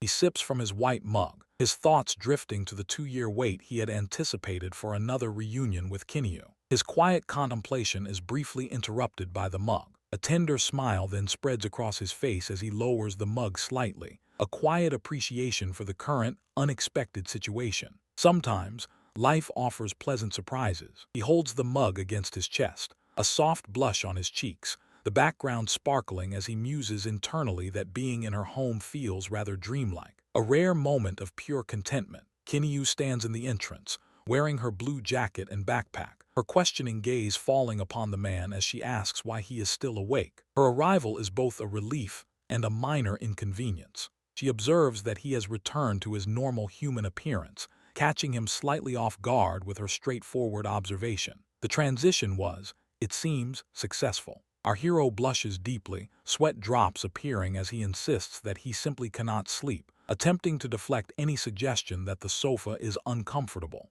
His embarrassment is evident. The woman then settles onto the sofa beside him, her bag resting nearby, while he sits stiffly, trying to project an air of complete comfort. The effort is noticeable. The pair then appear in a chibai style, as he makes a morbid joke about being accustomed to sleeping in a coffin for 200 years, which is followed by a heavy, awkward silence. His attempt at humor lands with all the grace of a lead balloon. He gazes at Kinyu, his internal thoughts revealing his admiration for her interesting personality. His earlier gaffe, it seems, has not diminished his perception of her. He then impulsively invites her to sleep in his room, only to freeze in horror as the words fully register in his mind. The extreme close-up of his flushed face, radiating panic, confirms that he is experiencing maximum embarrassment, a consequence of his own ill-timed generosity. Xing Lan, visibly flustered, struggles with an internal stammer while Maria, in disguise, watches her with keen interest. The man attempts a swift exit,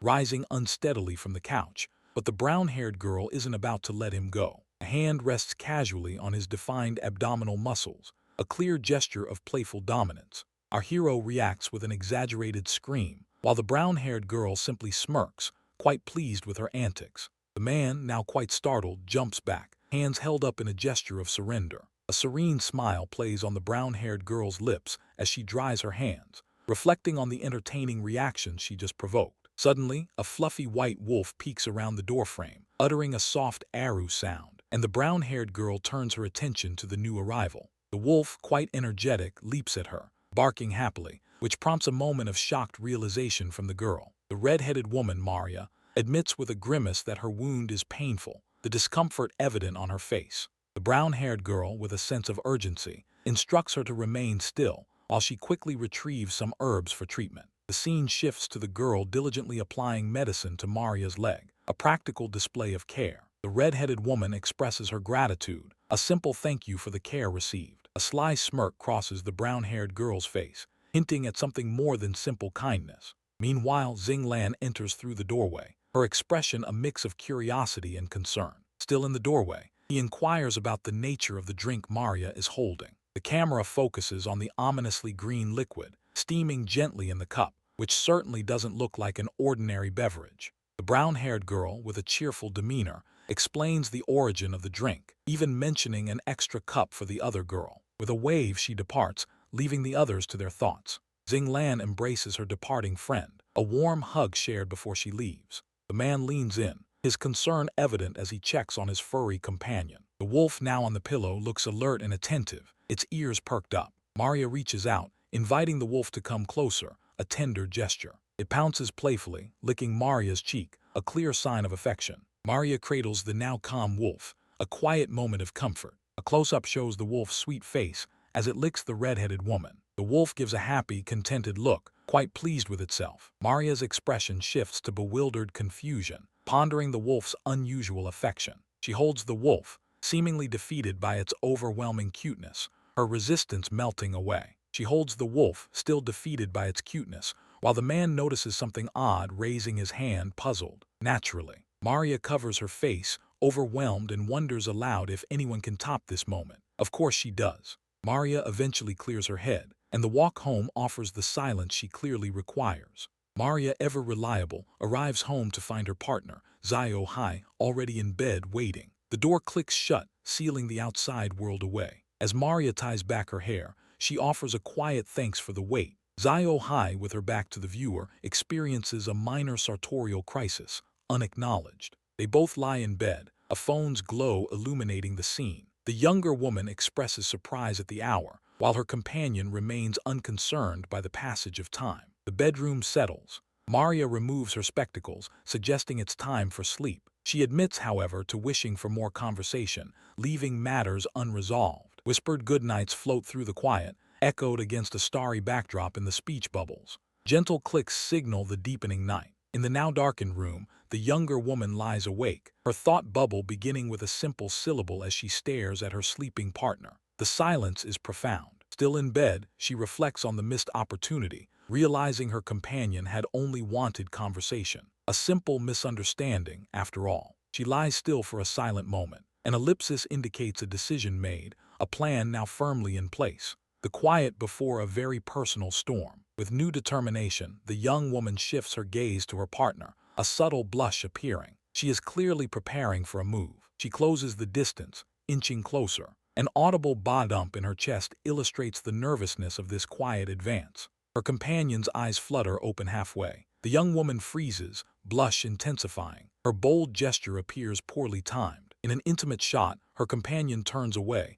leaving the young woman with a surprised expression and a whispered "eh." The moment has passed. An abstract composition of frames serves as a visual interlude, signaling a transition. A brief pause in the narrative, then. The white fox looks up, a close-up of a blue eye framed by silver hair. It suggests a shift to human consciousness. Xing Lan is awakening. Xing Lan awakens in bed, embraced by a red-headed woman. Her face registers extreme shock. This was not the expected morning routine. Maria sits up, rubbing her hair, uttering a groggy "ugh."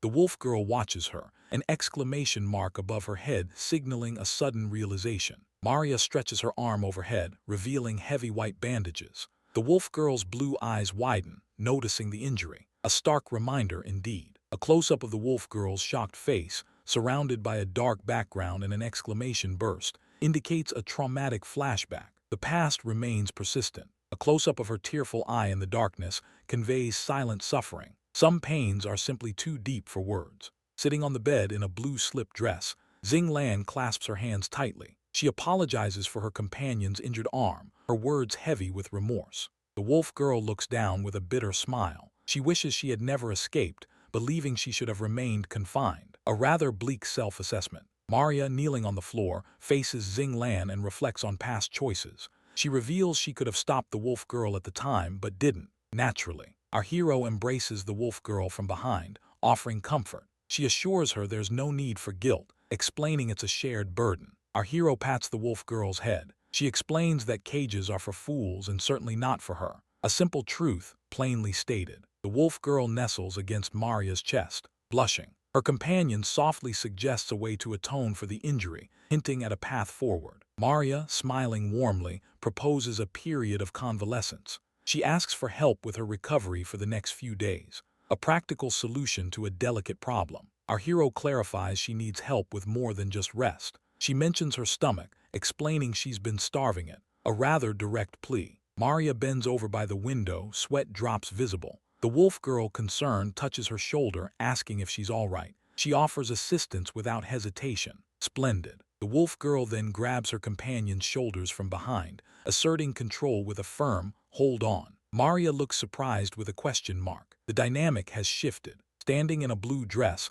the wolf girl adjusts a strap with a seductive smile. She declares her intention to switch positions this time. The night, it appears, has merely begun. Morning arrives, and Maria suggests they alter their usual feeding routine. Asking Xing Lan to take the more vulnerable position. She warns that a neck bite is more intense, but the young werewolf, with a confident nod, insists she can manage. The vampire leans in, her fangs extending slightly as she tries to regain composure, an inner struggle visible in her focused gaze. This proximity to her companion truly tests her considerable self-control. The werewolf's face is pressed against Maria, a faint sound of discomfort escaping her lips. This is, after all, a new experience. A look of sudden concern crosses Maria's face as she reaches for the younger one's hair. Perhaps this is more than the wolf had anticipated. The vampire's eyes begin to glow with a hungry pink hue, a clear sign of escalating instincts. Her hand grips the silver hair of her companion, control rapidly slipping. In a sudden, forceful motion, Maria pushes the werewolf onto the bed, a clear display of overwhelming primal urges. The surprised expression on the werewolf's face confirms the abruptness of the action. The werewolf finds herself pinned to the mattress, a cry escaping her lips as the vampire looms over her. The situation has clearly escalated beyond simple feeding. A close-up shows the bite mark, and the werewolf emits a soft sound of pain, then looks up, somewhat disoriented, to address her partner. Even now, her concern remains for the other. Maria, disoriented and panting, utters a name that seems out of place, before a flicker of understanding crosses her features. The immediate aftermath of her feeding frenzy brings a moment of confusion. The werewolf gently touches Maria's shoulder, asking if she is all right. The vampire, sweating and clearly distressed, offers an apology, perhaps for her loss of control. Hovering over the werewolf, Maria questions if her unbridled hunger was due to a prolonged period of not hunting. The younger one, still recovering, admits this is likely the case. A blush colors Maria's cheeks as she explains the true reason for her intensity, her companion's inherent charm. A rather direct assessment. The werewolf's reaction is one of pure surprise at being called cute, a blush mirroring her partner's. A rare moment of unexpected tenderness. Then, a memory surfaces for the werewolf, a chibi version of herself as a tiny pup clinging to a much larger Maria. The recollection causes her some embarrassment, a past she clearly wishes to forget. The wolf fully realizes the extent of her clinginess as a pup, how she was almost constantly attached to Maria. Some memories are best left undisturbed. Surrounded by a flurry of these puppy-era memories, the werewolf begins to panic, overwhelmed by the sheer volume of embarrassing moments. The werewolf curls into a ball on the bed, attempting to hide her face in mortification. Meanwhile, Maria, from a safe distance, calmly requests some clothes, a practical concern in a rather chaotic moment. The werewolf, still under the blanket, announces her intention to leave. Maria stands at the door, pondering her inability to control her hunger, a persistent problem for her kind. In the living room, a friend shares a laugh with the werewolf's older sister, Kinyu, about Maria's current wardrobe predicament. They also note that the young wolf has returned to her normal state, a welcome development. Maria contemplates the situation, chin in hand. Below, Kinyu glances up from her phone, a look of surprise on her face, likely at the sudden appearance of her sibling. The young wolf approaches, calling out to her older sister, Kinyu. The older sibling, however, avoids eye contact, a silent tension hanging between them. The werewolf directly asks her sister if she has come to retrieve her, to take her back home. Kinyu offers a simple affirmative nod, confirming the underlying purpose of her visit. Kinyu clarifies her intention, stating she is merely asking if the young wolf wishes to return with her. Both siblings then fall into a silent staring match, a moment of significant hesitation. The werewolf turns to Maria, a question mark hanging in the air unspoken. Maria, in turn, looks away, a mix of guilt and sadness evident on her face, a silent acknowledgement of the delicate situation. With a determined expression, the werewolf states her decision. She does not wish to return, a definitive choice made with clear consequences. Later that night in the bedroom,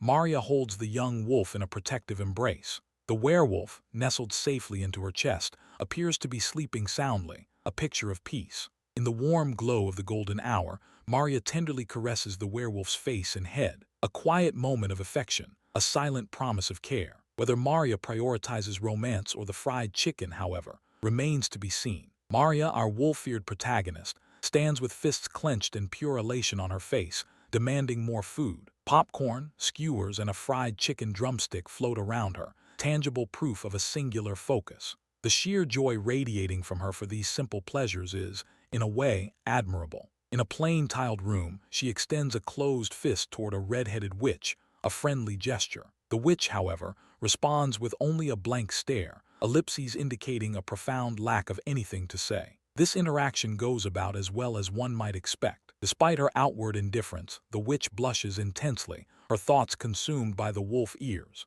She daydreams about touching them, a secret yearning hidden behind her impassive expression. The woman, it seems, nurses a rather specific interest. Xing, our hero, firmly states her refusal to return to her village. Her decision appears quite final. The vampire Maria, with a thoughtful hand to her chin, acknowledges this stance and questions if the village's true intent was simply to find the young woman. In a spacious room, Maria deflects the hero's gratitude with an awkward glance, as their conversation shifts to the subject of her impending transformation next year. Our hero, visibly anxious, a bead of sweat forming, is then comforted by the red-headed witch, who mentions the precise day the bite occurred. The vampire and the blonde woman express shock and confusion upon hearing of her rapid recovery of consciousness, questioning the unusual circumstance. A mild overreaction, perhaps. The young hero, pondering with a finger to her chin, is then pressed for an explanation by the red-headed witch. A dawning horror washes over our hero as she hypothesizes that Maria's blood caused her rapid recovery, a menacing werewolf silhouette appearing behind her, just to underscore the point. The red-headed witch simply stares, taking in the full implication of the hero's words. The vampire and the blonde woman confirm the blood theory is highly probable, both nodding in agreement. The blonde woman explains that a full year will be needed to definitively confirm this theory, a small matter of logistics. Maria reassures someone called Zio Hai, perhaps her own reflection, with a comforting hand on the shoulder, stating that everyone can relax now that our hero is with her. The young hero agrees to return next year for assistance, then turns to leave. Maria touches her neck, her expression thoughtful and tinged with concern. Our hero simply stares forward, her expression unreadable. Business as usual. Maria covers her face, a gesture suggesting either speechlessness or embarrassment. The two are often hard to tell apart. As night descends over the city, the young hero sits slumped on a couch, appearing utterly exhausted. She leans tiredly against the red-headed witch, who holds a phone, as if in a casual evening at home. The red-headed witch softly addresses the man by name, requesting permission to ask a question. Leaning in with concern, she asks why he and his sister appear to be estranged. Our hero sadly admits to their strained relationship, bowing his head lower as he declares it to be his fault, surprising the red-headed witch. Confirming his culpability, he begins to narrate his past, explaining he was sent to live with his big sis shortly after birth. Flashbacks show a young Maria joyfully cradling an infant, then playing with a toddler, both always together. Such a healthy start. Further memories reveal a delighted small child getting a piggyback ride from his big sister, who then smiles at someone else, leaving the little one to pout in jealousy. A 5-year-old version of our hero eagerly calls out to his big sis, who is engrossed in her studies at a desk. The child then cries out in horror, presenting extremely long claw-like fingernails, asking why they grew so long. His big sister gently inspects the extended hands, reassuring him that he will be fine as long as he feels no discomfort. The young hero innocently inquires if the long nails are related to the full moon, prompting his sister to realize the full moon coincides with his 5th birthday. A convenient overlap. The little one beams with excitement, believing he will finally transform and grow up that month, receiving a tight hug from his sister, confirming the impending change. He embraces himself with tears of joy, believing he will finally be normal like everyone else. Normal, of course. Above, a full moon shines ominously as a dark owl hoots in a nearby tree, setting a rather grim atmosphere for a 5th birthday. The birthday mood shifts as Zio Lan realizes that being watched is the least of his worries. A younger wolf, Zio Lan, stands protectively over a smaller white wolf, curled in distress on a paw-print rug, a scene of forgotten vulnerability. The silent promise of shelter hangs heavy in the air. Real dignified stuff, this. The smaller wolf, Xing Lan, embraces her brother from behind, offering reassurance and the naive hope of finding their parents later. It's a comforting gesture, quickly broken. Suddenly, he freezes in fear as the white wolf looms over him, a shocking transformation from comforting sibling to menacing figure. His face contorts in a silent scream, marked by exclamation points. In the present, Maria gently holds the face of the now adult Zio Lan, a cloth draped over her hand, realizing the true origin of his prominent scar. The pieces of a painful memory fall into place, slowly. He looks down shamefully, confessing his youth meant his body couldn't heal perfectly like an adult werewolf, leaving a permanent mark. It's a quiet admission of vulnerability. A memory then surfaces of child Xing Lan, backpack on, being led away, leaving her older brother behind. The departure for a dormitory marks the beginning of their separation. His expression is etched with guilt as he admits to actively avoiding her at school afterward, a choice born of fear. The past weighs heavily. Under the night atmosphere of a confrontation room, the sister quietly accepts responsibility, admitting she understood why he avoided her after the injury. Her insight is a heavy burden. A lonely child Xing Lan then sits, hugging her knees, a portrait of psychological distress and a desire to escape his accusing eyes. The image speaks volumes of her solitude. The red-headed witch provides silent support, sitting alongside Xing Lan in shared regret. No words are exchanged, but understanding passes between them. A split frame shows Xing Lan rigid with internalized fault on one side, while her brother breaks down, crying into his hands on the other. The weight of their past is palpable, even across the divide. Maria stands, arms crossed, delivering a harsh judgment to Zio Lan for abandoning his sister when she was already isolated. Her words cut through the room, direct and uncompromising. He hangs his head, confessing failed attempts at reconciliation, as she refused to see him. The gap between them widened beyond his reach. Zio Lan then reveals his martyr complex, explaining he accepted dangerous missions as a form of penance or atonement, a circuitous path to redemption. Then, the woman standing over the seated Zio Lan psychoanalyzes his motives, questioning if his atonement is more for his own solace than for genuinely helping his sister. A pointed assessment. He sighs in frustration at the perceived complexity of the situation. Then the woman shifts into an encouraging mode, urging them to simply communicate. A classic solution for complex problems. She holds the man's face, sincerely complimenting his vulnerability and telling him the scar truly suits his personality. It's a surprising, intimate gesture.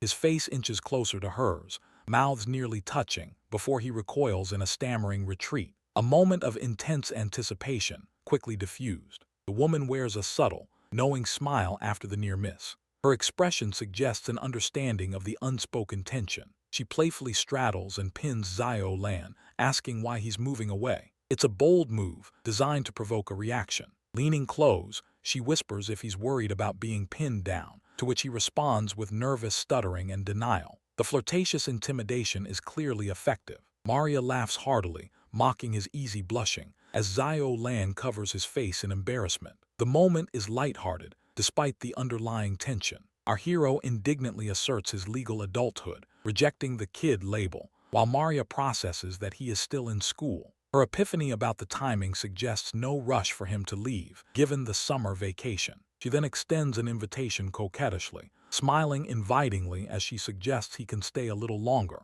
The stage is set for an extended stay. The hospitality is generous, though peace is rarely the true goal for the red-headed witch. A young woman, the red-headed witch, sits at her desk, attempting to focus on her studies. Nearby, the wolf Xing Lan lies, a fluffy white presence in the room. She remains engrossed in her books, the soft sounds of the creature a constant background to her concentration. One simply adjusts to these things. Suddenly, a gentle touch on her arm breaks her focus, and she looks down, surprised by the wolf's close proximity. The wolf, our hero, gazes up with wide, innocent blue eyes, a picture of endearing helplessness that belies its true nature. Naturally, the red-headed witch, exasperated by the interruption, throws her hands up in a dramatic gesture, telling the wolf to cease its adorable campaign of distraction. She pulls the fluffy white wolf into a flustered embrace, her attempts at studying thoroughly derailed by its affectionate overtures. This goes about as well as expected. With the wolf's face cradled in her hands, she reminds her companion that once the transformation subsides, there will be lessons to attend to. She then buries her face into the wolf's soft fur, holding it tightly, a moment of unexpected tenderness amidst the chaos. The wolf lets out a joyful howl, an arrow of contentment, while the red-headed witch laughs, still holding the creature close. Real dignified stuff. Rising to her feet with the wolf still in her arms, she announces that it is time for her to return to her own residence. The wolf whimpers, its sad expression and pleading eyes a clear indication of its displeasure at the prospect of her departure. She finds herself in a Chibe-style panic, imploring the wolf not to use its innocent gaze against her better judgment. A gentle tug on her sleeve, accompanied by another whimper from its teary eyes, seals her fate. Conceding defeat to the fluffy manipulator, she shouts that she will not be leaving, yielding to the creature's silent request. The wolf responds with a happy woof, confirming its victory in the emotional standoff. The next morning finds them both still in bed, tucked together under a warm yellow blanket.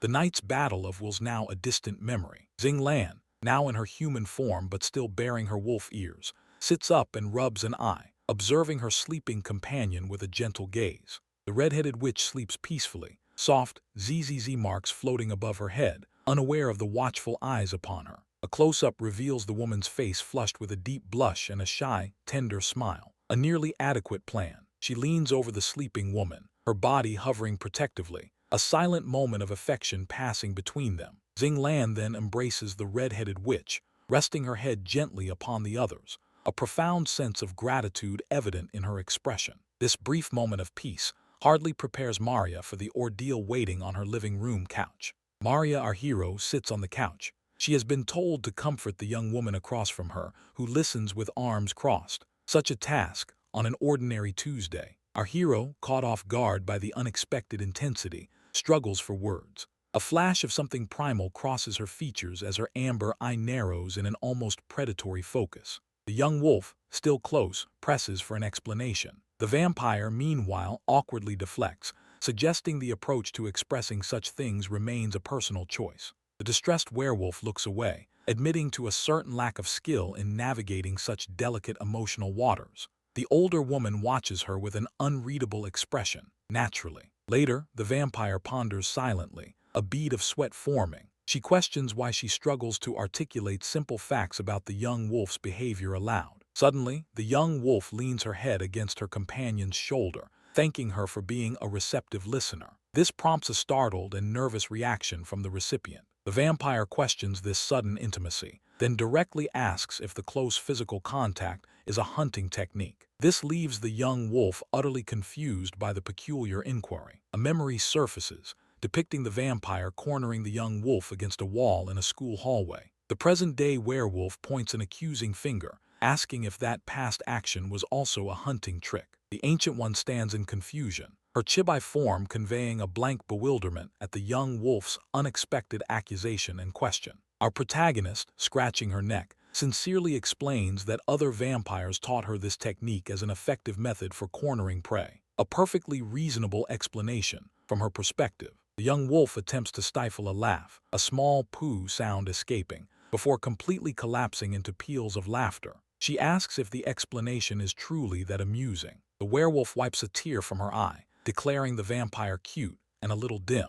This immediately provokes an indignant chibi version of the vampire, demanding to know who is being called foolish. The two friends are then seen in a playful wrestling match, both laughing heartily, as a creak sound effect indicates their spirited activity. Suddenly, a newcomer, a woman with glasses, observes the playful scene with an exclamatory aura. Her black-haired companion questions the nature of their roleplay, causing the vampire to turn away in visible embarrassment. The glasses-wearing friend, noticing the time, then brightly suggests the group engage in a midnight snack. The young wolf's eyes sparkle with excitement at the mention of midnight snacks, eagerly proposing they order barbecue. Her companion remains impassive. The enthusiastic werewolf then requests 10 servings of each meat skewer. This prompts the glasses-wearing woman to tease her about her significant love for meat. The black-haired friend complains about a past meat-related incident, making the young wolf nervously respond that the accuser never liked meat anyway. Of course,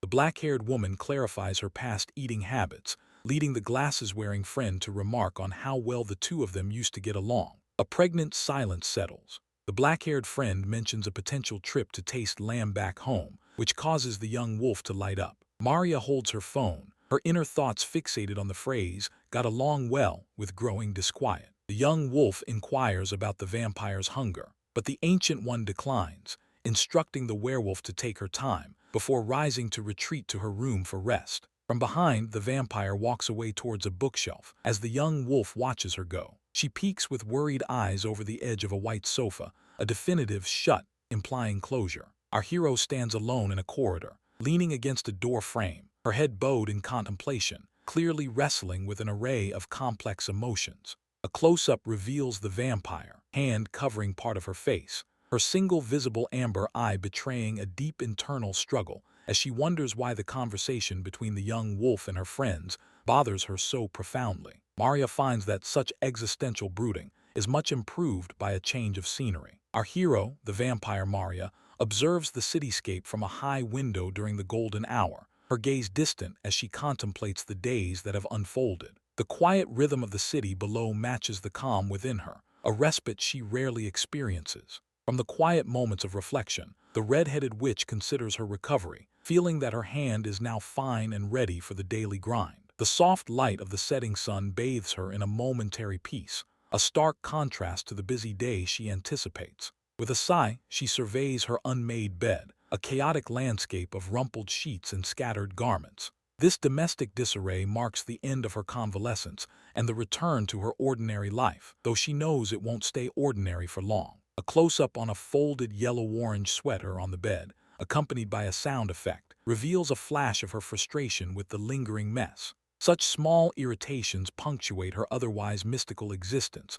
grounding her in the mundane. Later at the restaurant, the red-headed witch is taken by surprise when she sees a familiar face, Xing, dressed in a maid outfit. She calls out her name, and the young wolf turns, confirming her presence with a simple yes. Xing, now fully revealed in her complete maid uniform, holds an order pad, looking at the astonished red-headed witch with an expectant expression. Her transformation is complete, from a recuperating companion to a diligent employee. The red-headed witch is left speechless, touching her cheek in a gesture of utter shock, dots in a speech bubble conveying her confusion. Her friend, the maid, observes this reaction with a bead of sweat on her temple, perhaps anticipating the ensuing conversation. In a chibified moment, the red-headed witch is surrounded by question marks, unable to process what she's seeing. The chibi wolf-feared companion, however, is quick to reassure her, shouting with great enthusiasm that this isn't a dream. Still baffled, the red-headed witch asks what on earth her friend is doing here,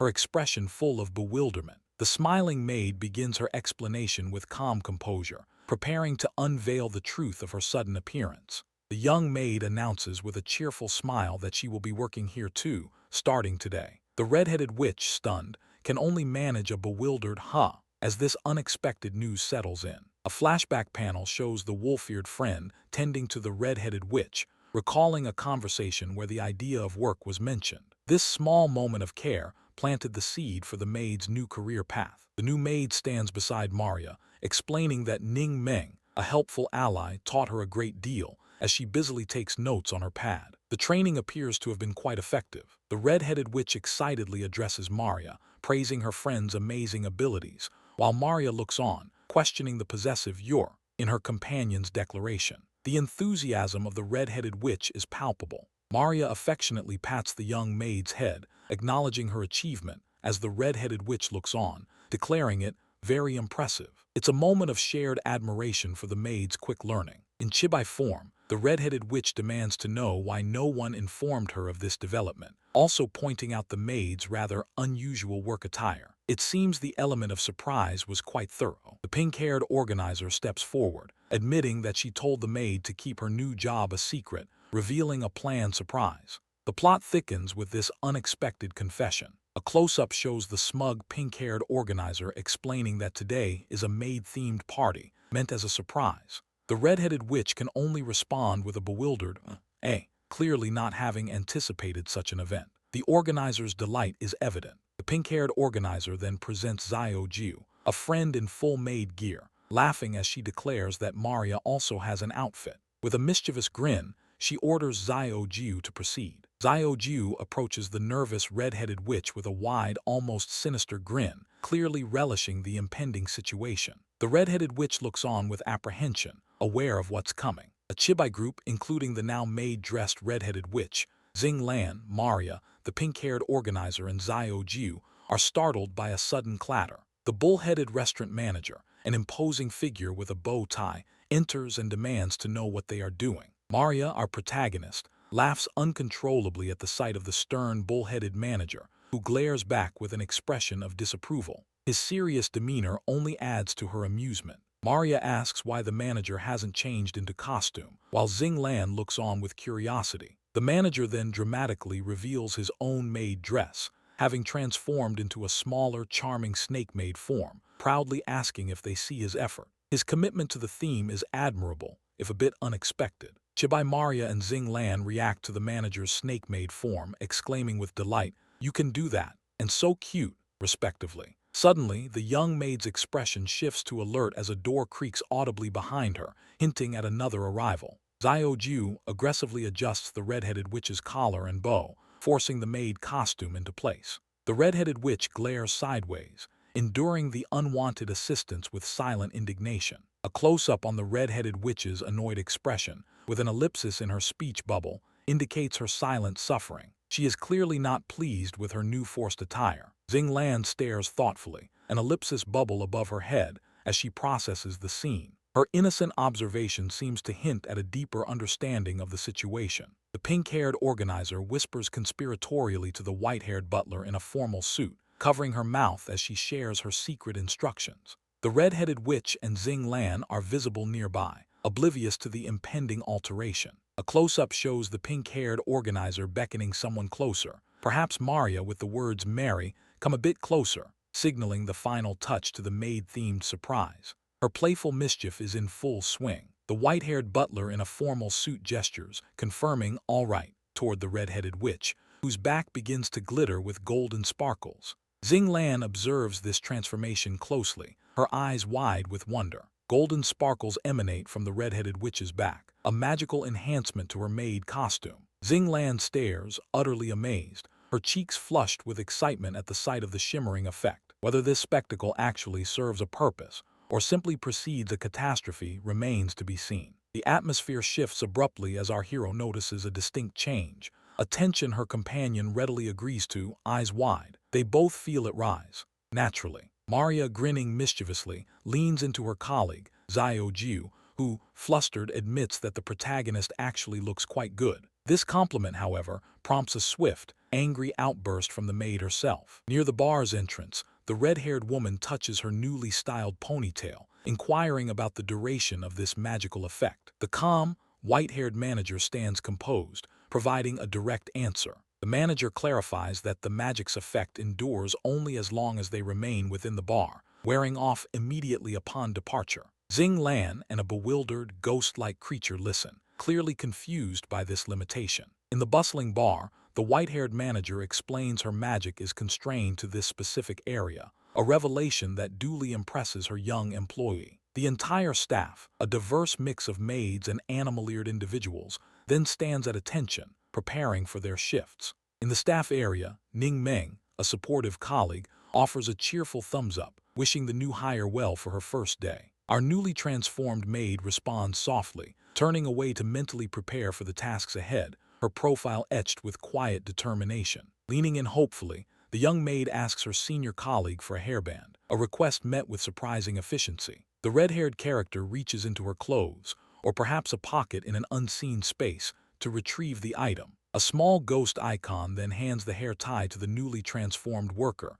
who offers thanks to the unseen provider. Gentle hands gather the red-haired woman's crimson locks, styling them into a neat ponytail. The young maid, clearly affected by the proximity, whispers the senior's name, her voice tinged with emotion. The red-haired character glances back, her expression questioning the sudden intensity of the attention. The young maid, depicted in chibi form, blushes profusely, stammering that it is nothing important. A thought bubble near the red-haired character's face, showing the younger one sweating with a question mark, conveys her internal panic. The silhouette of the senior maid exits the frame to the right, leaving her new colleague to clench her fists. The young worker visibly steels herself, accepting the silent command to begin her duties. A visible "badum" sound effect accompanies the young maid's internal realization that her senior looks even better with a ponytail, a thought that sends her heart fluttering. The red-haired mentor then sharply calls the young worker's name, explaining that the bar's patrons are quite strange and offering her protection,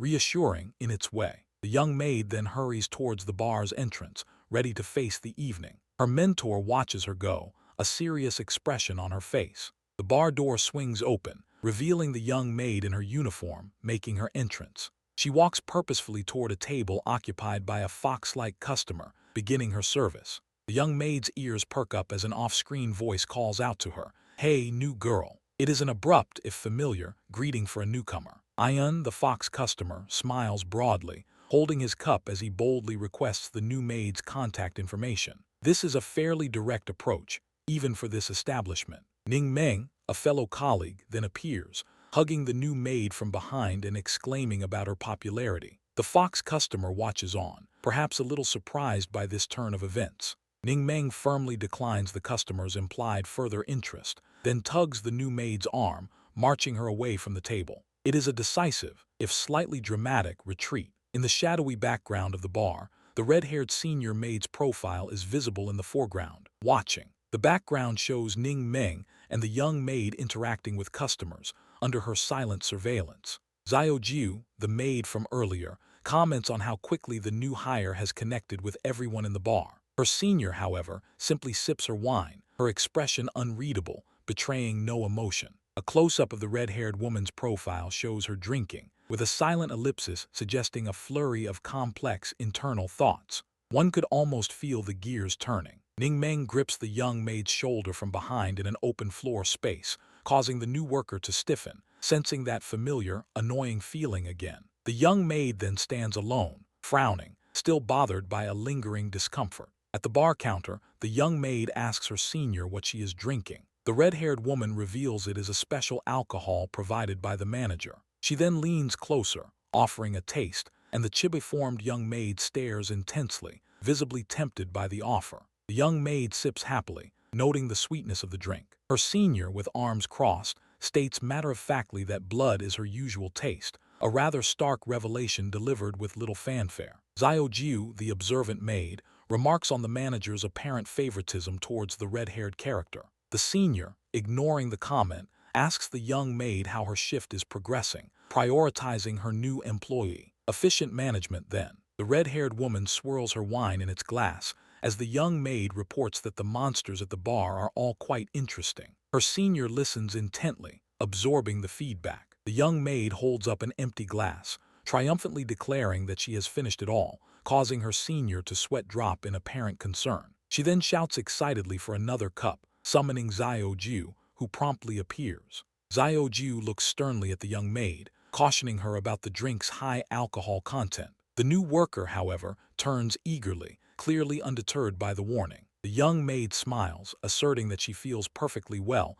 despite the strong drink. Xiao Jiu, the bartending maid, can only look on in concerned silence, evidently unsure how to proceed. Xiao Jiu, now beaming, pours another glass for the young maid, who celebrates her victory with gusto. The red-haired senior, however, watches from the edge of the frame, her expression one of frowning worry. The red-haired woman's profile is shown, with a thought bubble above her head. She questions the safety of her new colleague's consumption habits, grappling with a clear moral dilemma regarding the strong beverage. An ordinary Tuesday, then. Her hesitation evaporates the moment Xiao Jiu decides that Xing Lan needs a drink. The redhead turns, surprised by the sudden attention a martini glass receives from our hero, Xiao Jiu, who grins at the special drink he's made for Xing Lan. Ian, a fox-like patron, casually sips a blue drink, a cigarette dangling as Maria leans in. He confirms he was indeed addressing her. A close-up reveals his heavy-lidded eyes as he confesses to having observed her for some time, his smile carrying a knowing implication.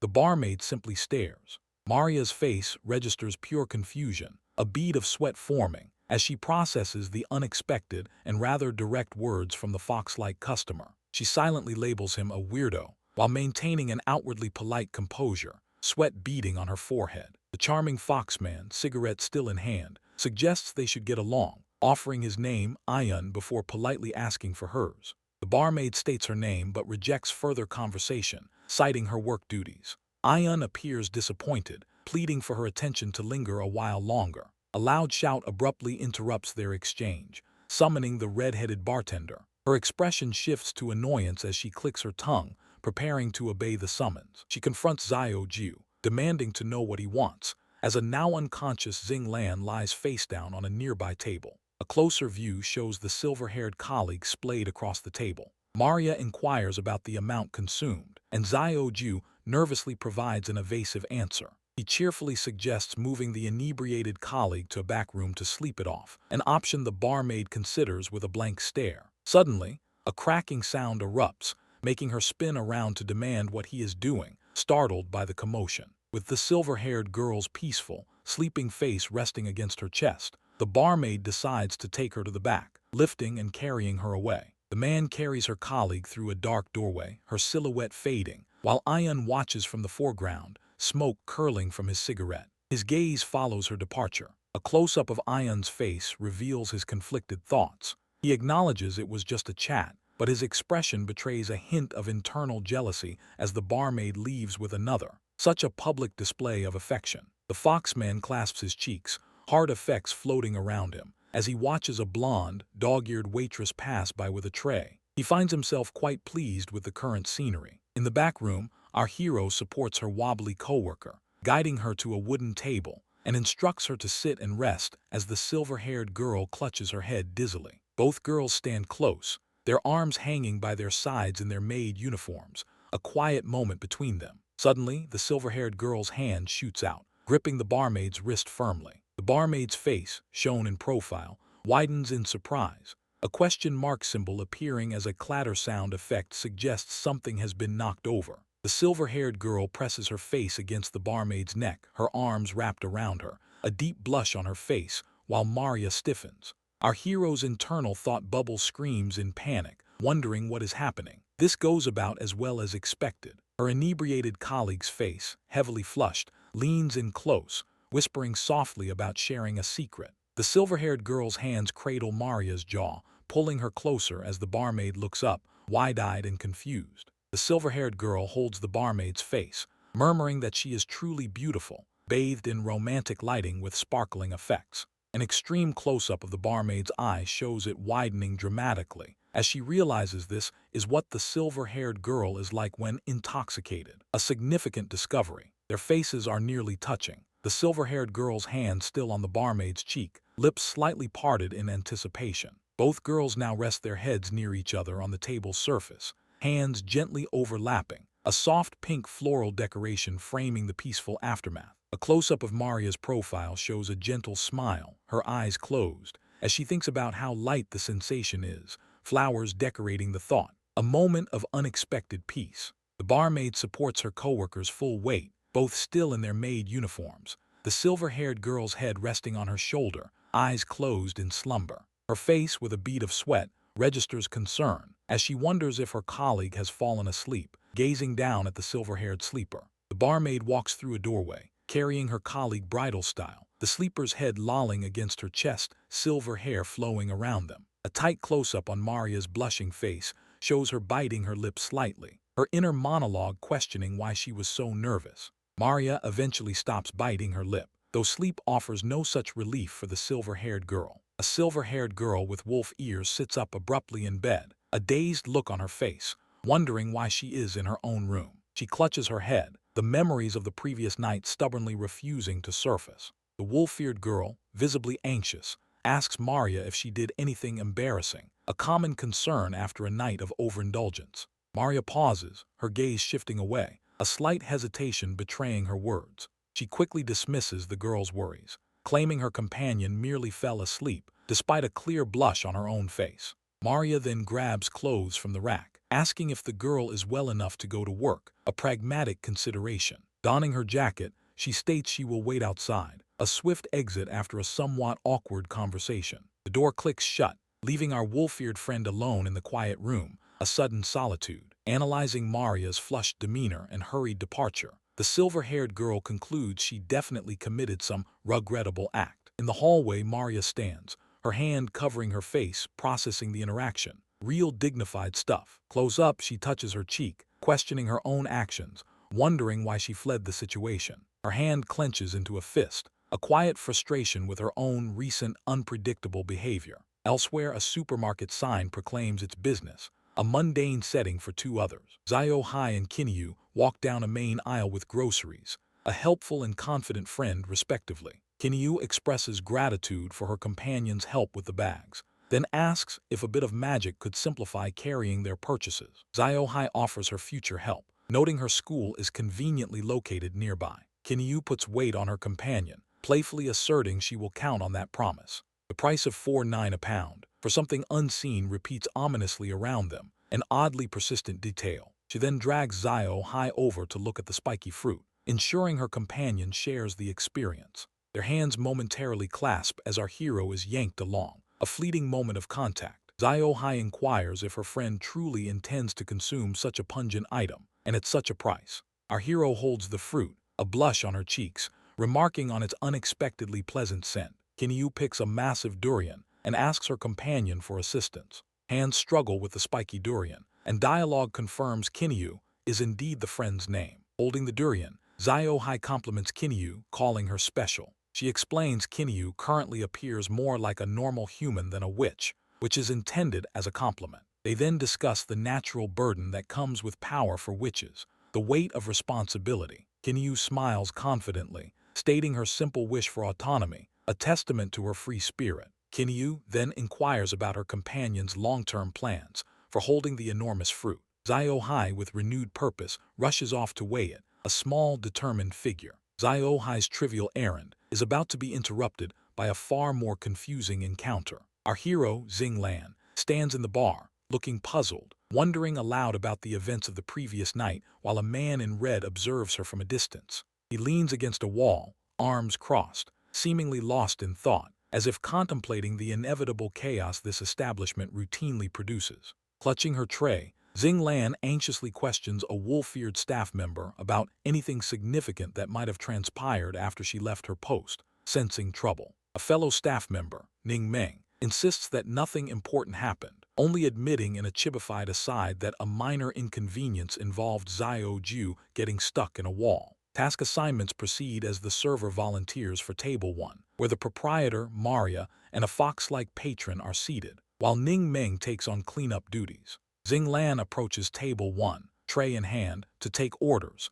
facing the proprietor's intense, neutral gaze, which reveals little of her thoughts about the new employee. A tense silence hangs over the table, broken unexpectedly when the fox engages the proprietor, noting her unusual quietness. The proprietor experiences a surge of relief, silently acknowledging the fox's presence as a comfort, as he leans in to ask if he might simply stand beside her for a while. Maria grants him permission to do as he pleases, a casual dismissal of his request, perhaps hiding her true feelings behind indifference. The fox responds with a satisfied grin, emitting a soft, pleased sound amidst a cascade of flower petals, clearly delighted by her nonchalance. Elsewhere, two customers, a raven and a goat, spot Xing Lan and remark on her newness, calling her cute but small and expressing a rather sinister interest in the young server. The proprietor overhears the men plotting to approach Xing Lan, their words revealing a clear intention to cause trouble, and begins to process the gravity of the potential threat.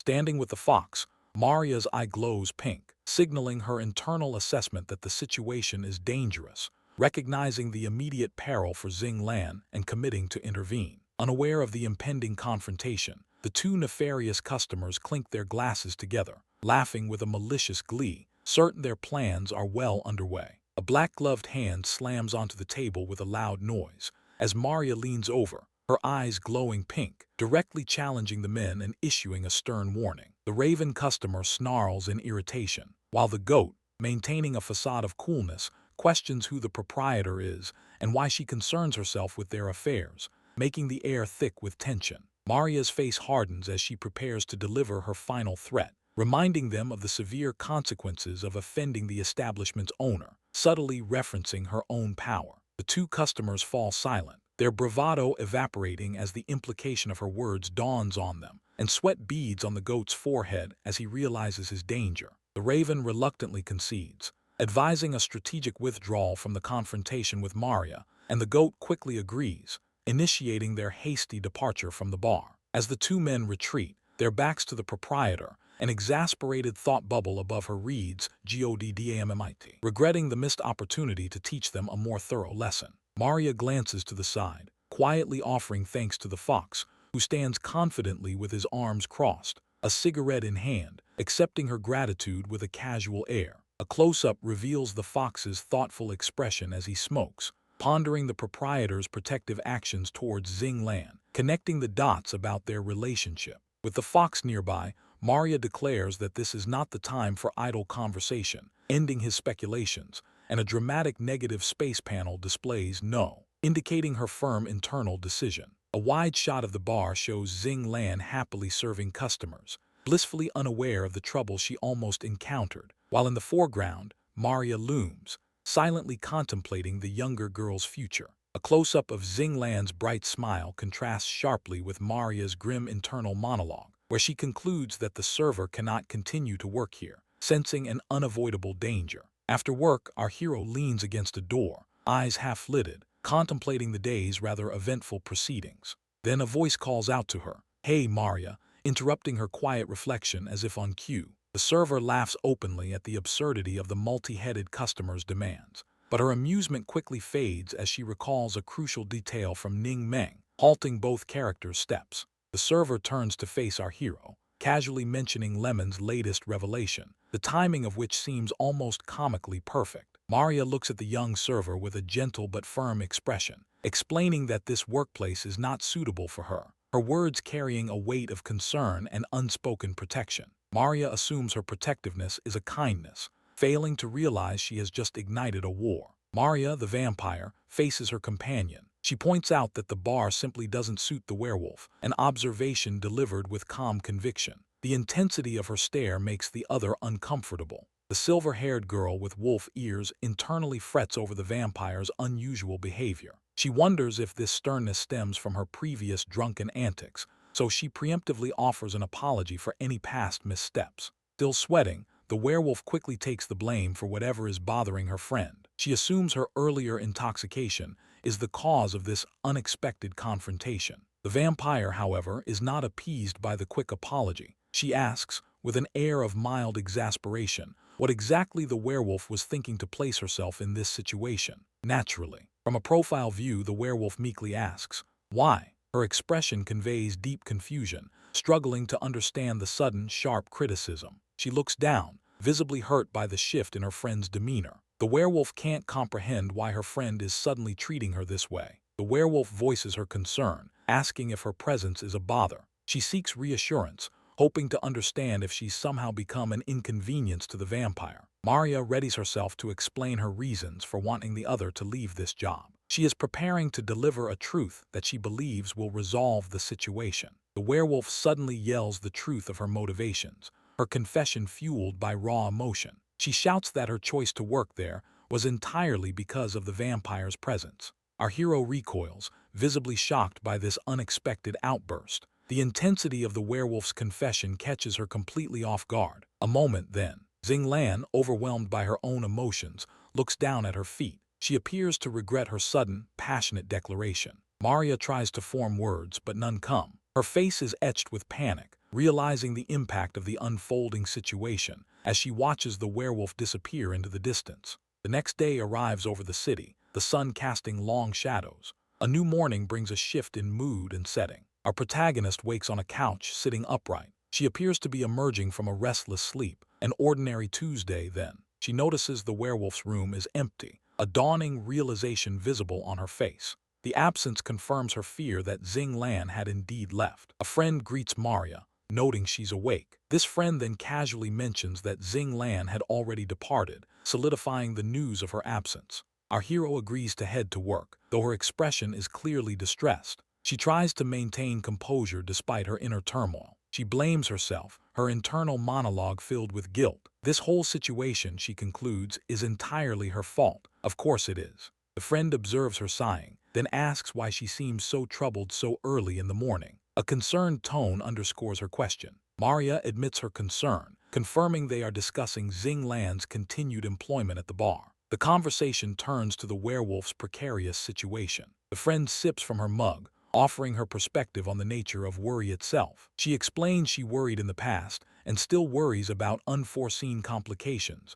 a common experience. She advises Maria not to underestimate the werewolf. Her friend assures her that Xing Lan is resilient and capable of managing her own affairs, encouraging a sense of trust. The friend then asks if Maria is simply afraid something bad might happen to the werewolf. She accurately diagnoses the underlying issue, as friends do. She reaches out, offering support by holding Maria's hand. It's a simple gesture, conveying a profound sense of reassurance. Maria expresses surprise that her friend trusts her so much, given past misunderstandings. The friend smiles, explaining that those past events were simply miscommunications. Maria apologizes once more, but her friend gently waves away the concern. The past, she implies, is the past. The friend laughs softly, remarking that Maria is kind despite her often intimidating presence. Maria asks for clarification, clearly flustered by the compliment. The friend observes that Maria simply doesn't recognize her own good nature. She pats our hero on the shoulder, suggesting the responsibility for the werewolf now rests with her. Maria, sitting resolutely, agrees. She mentally prepares herself for a serious conversation with the werewolf. A thought bubble emphasizes her new decision. She needs to have a proper, honest talk with Xing Lan. This is her plan to resolve the lingering tension. Xing Lan never gets that talk, as financial reality intervenes with the usual lack of grace. Maria, our wolf-eared protagonist, stands with her back to the door, absorbing the news that her payment will be delayed until next month, a revelation delivered by a suited manager, while a blonde colleague looks on with a smirk. The red-headed witch, having just arrived, stands silently in the doorway, registering the implications of this new schedule herself. The wolf-eared worker then brushes past the red-headed witch without a word, her tail flicking dismissively as the door slams shut in the hallway behind them, leaving the redhead to sweat nervously, realizing she had indeed made a significant error. A blonde coworker leans in, her expression knowing, as the red-headed witch appears cornered and visibly distressed. The blonde explicitly questions if there was a recent conflict between the two, leaving the red-headed woman to wonder how such information could have been uncovered. The blonde touches her temple, explaining that she possesses an innate ability to sense emotions, clarifying the source of her insight. The red-headed witch then processes the unfortunate truth. Her words have caused considerable emotional distress for the wolf-eared woman. Naturally, overwhelmed with remorse, the red-headed witch buries her face in her hand, silently acknowledging the fault in her recent actions toward the other. The bull manager then suggests an immediate apology strategy, with the blonde listening attentively, even recommending that a gift might effectively smooth over the situation with the distressed worker. The red-headed woman's eyes widen, and a figurative exclamation mark appears, indicating a sudden realization of a potential solution. The bull remarks on the unexpected depth of empathy, while the red-headed witch busily calculates the financial implications of the proposed gift. She confirms her upcoming payday and resolves to purchase the gift regardless of the cost, showing her determination. In a stylized interlude, the blonde coworker grins, offering a secret, while the red-headed witch maintains a blank expression, waiting for clarification. As evening descends, the wolf-eared woman stands alone on the main dining floor, gazing downward, a small speech bubble reflecting her isolation amidst the busy staff. She casts her gaze aside, a worried expression on her face, her thought bubbles indicating a deep anxiety about her recent choices and their moral implications. Our hero walks purposefully past the seated patrons, her mind clearly preoccupied with the recent unsettling interaction with her coworker. A fox customer with an inviting gesture draws the attention of the wolf-eared woman, who pauses with a look of confused concern, wondering what assistance is required. She professionally offers her help, but the fox quickly clarifies that he intends to ask a few personal questions. The fox, with a knowing smile, then asks about her relationship with the security guard standing in the distance. An ordinary Tuesday, then. The wolf-eared worker confirms their friendship with a nod, prompting the fox to lean in eagerly and inquire about the security guard's preferences and interests. Her eyes widen with a blend of surprise and alarm at the increasingly personal line of questioning about a relationship status. The fox openly confesses that his interest is fueled by genuine romantic attraction for the red-headed witch, leaving our hero to absorb this unexpected revelation. His half-lidded eyes convey sincere adoration as he emphasizes his deep feelings for the redhead, while a close-up shows the wolf-eared woman's blue eye dilating in stunned silence as the painful truth settles in. The fox rests his chin on his hands, waiting expectantly for information, but the wolf-eared woman remains turned away, avoiding his gaze. She looks down apologetically, diplomatically advising the customer that he should speak directly to the woman himself. The fox prepares to leave, but the wolf-eared woman remains rooted to the spot, visibly overwhelmed by the unexpected encounter. Standing rigidly and facing away, her internal state is represented by a series of hollow ellipses, suggesting a profound mental paralysis. A profile view shows her drooping wolf ears and bowed posture, signaling a profound emotional defeat. Her face contorts in shock as she spots the fox talking animatedly with the red-headed witch in the distance, a dangerous interaction unfolding. Our hero desperately clutches her uniform collar, eyes squeezed shut, as if questioning why breathing has become an impossible feat under the physical weight of heartbreak. Of course it has. This brief moment of emotional collapse passes, leaving Maria to carry on with her day. Maria, preparing to leave, exchanges pleasantries with Xing Lan, who waves goodbye. Meanwhile, a red-headed woman and her pink-haired friend explain that a planned phone delivery is their only way to maintain contact, The pink-haired companion confirms the arrangement with a peace sign, detailing the specifics of the phone delivery. In a three-way conversation, the pink-haired woman observes that the silver-haired girl seemed quite dejected when she left, a detail that gives the red-headed woman pause.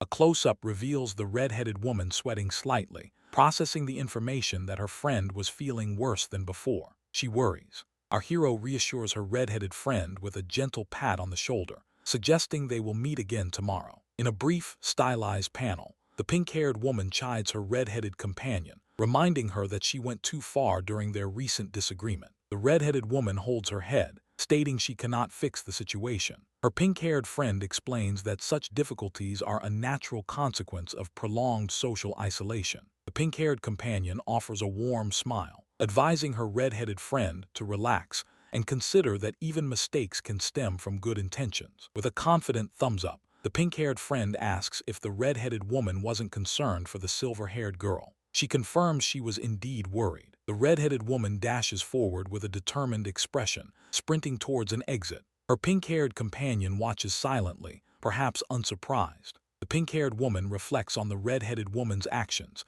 noting her unusual depth of care for the silver-haired girl. A rare display of profound concern, it seems. An intense close-up of the pink-haired woman's eye reveals a unique pupil shape, as she chuckles softly to herself, enjoying the predictability. Elsewhere on a city street at night, the silver-haired girl walks alone down the center of an empty street, surrounded by tall, dark buildings. She glares forward, muttering about something annoying, and grips her own braid tightly, a physical manifestation of her irritation. Two menacing figures emerge from behind a pillar as the silver-haired girl passes. One, a man with raven-like features, identifies her as their target, while his goat-like companion lurks nearby. An ordinary Tuesday, then. From behind, the silver-haired girl halts, hearing a voice call her little wolf. Her solitary walk has been interrupted, as one might expect. Two large, male figures loom over the silver-haired girl, whose head is bowed. The raven-featured man invites her to play, while his goat-like associate snickers, clearly amused by the situation. The silver-haired girl stands between the two men. After a casual suggestion of a midnight snack, she declines their invitation, her profile revealing a clear lack of interest. The raven-featured man places an arm around her, while his goat-like companion offers further encouragement. The silver-haired girl appears both uncomfortable and annoyed by their persistent attention. An extreme close-up shows the raven-featured man's clawed hand tightening its grip on her forearm. She responds with a distinct tusk of displeasure. With surprising speed, the silver-haired girl executes an arm twist, accompanied by a sharp crack sound effect. The raven-featured man immediately collapses, coughing in pain. She leans over the defeated raven-featured man, holding his head to the ground, mockingly questioning his earlier statement. The goat-like companion stares in horror, clearly stunned by the swift turn of events. The goat-like man stammers, asking his boss if she desires a turn with him, clearly terrified of retaliation. He attempts to bargain, with the silver-haired girl looming silently before him. The silver-haired girl simply tells the goat-like man to leave. He raises his palms in surrender and backs away as she turns to depart, her wishes instantly granted. Naturally, she touches a finger to her lips, noting that she feels somewhat better now. In the background, the goat-like man can be seen dragging his injured raven-featured accomplice away. High above, perched on a building ledge against the star-filled night sky, a large, bat-winged silhouette observes the scene below. The red-headed woman, now with bat wings, rests her arms on the ledge, a slight smile on her face. Her thoughts reveal she had intended to intervene and save the girl, but her efforts were unnecessary. Her internal monologue shifts from surprise at the silver-haired girl's strength to a theory about hybrid power, then to a stark realization that she herself is, in fact, weaker. She ends with a facepalm, acknowledging this humbling discovery. Maria pulls her legs to her chest on the couch, the growl of her stomach a dull roar against the quiet apartment. She longs for a meal after a day of unusual events. A soft creak of a door makes her head snap up, her calm demeanor momentarily broken by the sound. She glances over her shoulder, curious who might be entering. Xing Lan, the young woman with a long silver tail, looks down at her housemate with a worried expression, contemplating the distance between them. She considers her own strained relationship with her sister, fearing a similar outcome. She grips the back of the couch, her gaze fixed on the quiet girl, her eyes betraying a deep sadness and uncertainty. She remains frozen, her anxiety about the situation clear. The silver-haired girl gently pulls the soft, beige blanket further up over the sleeping woman's body, a small gesture of care. She tries to ensure the girl's comfort, despite the tension. With a soft sigh, our hero's friend turns and walks silently toward the door, leaving the quiet form of the girl alone on the couch. Her departure is hesitant, as if she doesn't want to leave. The girl's face is revealed, her eyes wide open and unblinking, betraying no sign of sleep. A speech bubble hangs blankly above her head. She had only pretended to be asleep to avoid a confrontation. Later, in an indoor hallway, a hand reaches out, passing several shopping bags to Maria, along with an instruction to leave. The giver of the bags, a purple-haired acquaintance, seems eager for her departure. The vampire graciously thanks the woman for the goods and turns to leave with the bags in hand. Her day, it seems, is just beginning, with the weight of her responsibilities heavy. Our hero walks out, bags in hand, hurrying along the tiled floor. Rushing home sounds like a splendid plan. Naturally, a fox woman, Xiao appears, questioning why Maria is still present, remarking that the establishment is closed. The fox then, with a confident smirk, admits she deliberately waited for her. A surprise encounter indeed. Xiao reveals her desire to speak with our hero, a statement that catches the vampire by surprise. Her plans for a quick return home are now interrupted. Maria attempts to defer the conversation to another day, citing other commitments. However, the fox woman insists, pleading it would only take a few minutes of her time. With a sigh, Maria agrees to the brief chat but firmly demands it be concluded quickly. Xiao, her eyes closed in apparent delight, is surrounded by pink sparkles, indicating her satisfaction. Unexpectedly, Xiao embraces Maria from behind, whispering her personal interest in the vampire. The sudden romantic advance is quite forward, changing the nature of their conversation entirely. Maria's face contorts in pure shock as the fox woman leans closer, still whispering. An intense close-up of her red eye highlights the increasing tension of the situation. With a decisive push, our hero shoves the fox woman away, unequivocally declaring her refusal. The rejection is swift and firm, making her boundaries clear without hesitation. Xiao appears visibly surprised and somewhat flustered, remarking that Maria's refusal was quite quick. She did not anticipate such a rapid dismissal. Maria states her firm stance. She has no intention of ever entering a relationship. When asked why, she explains that for immortal species, love only brings pain to both parties. She confirms her choice for a solitary life. Xiao then queries whether our hero ever engaged with other species in the past. She wonders if this stance is newfound, seeking to understand the reasoning. Maria explains that in earlier times, different species were enemies, often fighting over hunting grounds. These ancient conflicts, she implies, shape her present views. Xiao suggests that current times are better, implying things have changed. However, Maria responds with a contented smile, stating she now has a few friends, which is quite enough for her. Maria acknowledges the fox woman's points and announces her departure, leaving Xiao to watch her go. The fox ponders Maria's unique perspective, sadness evident in her expression. A close-up reveals Xiao's face, displaying a quiet, melancholic acceptance of Maria's decision. Her earlier confidence has vanished,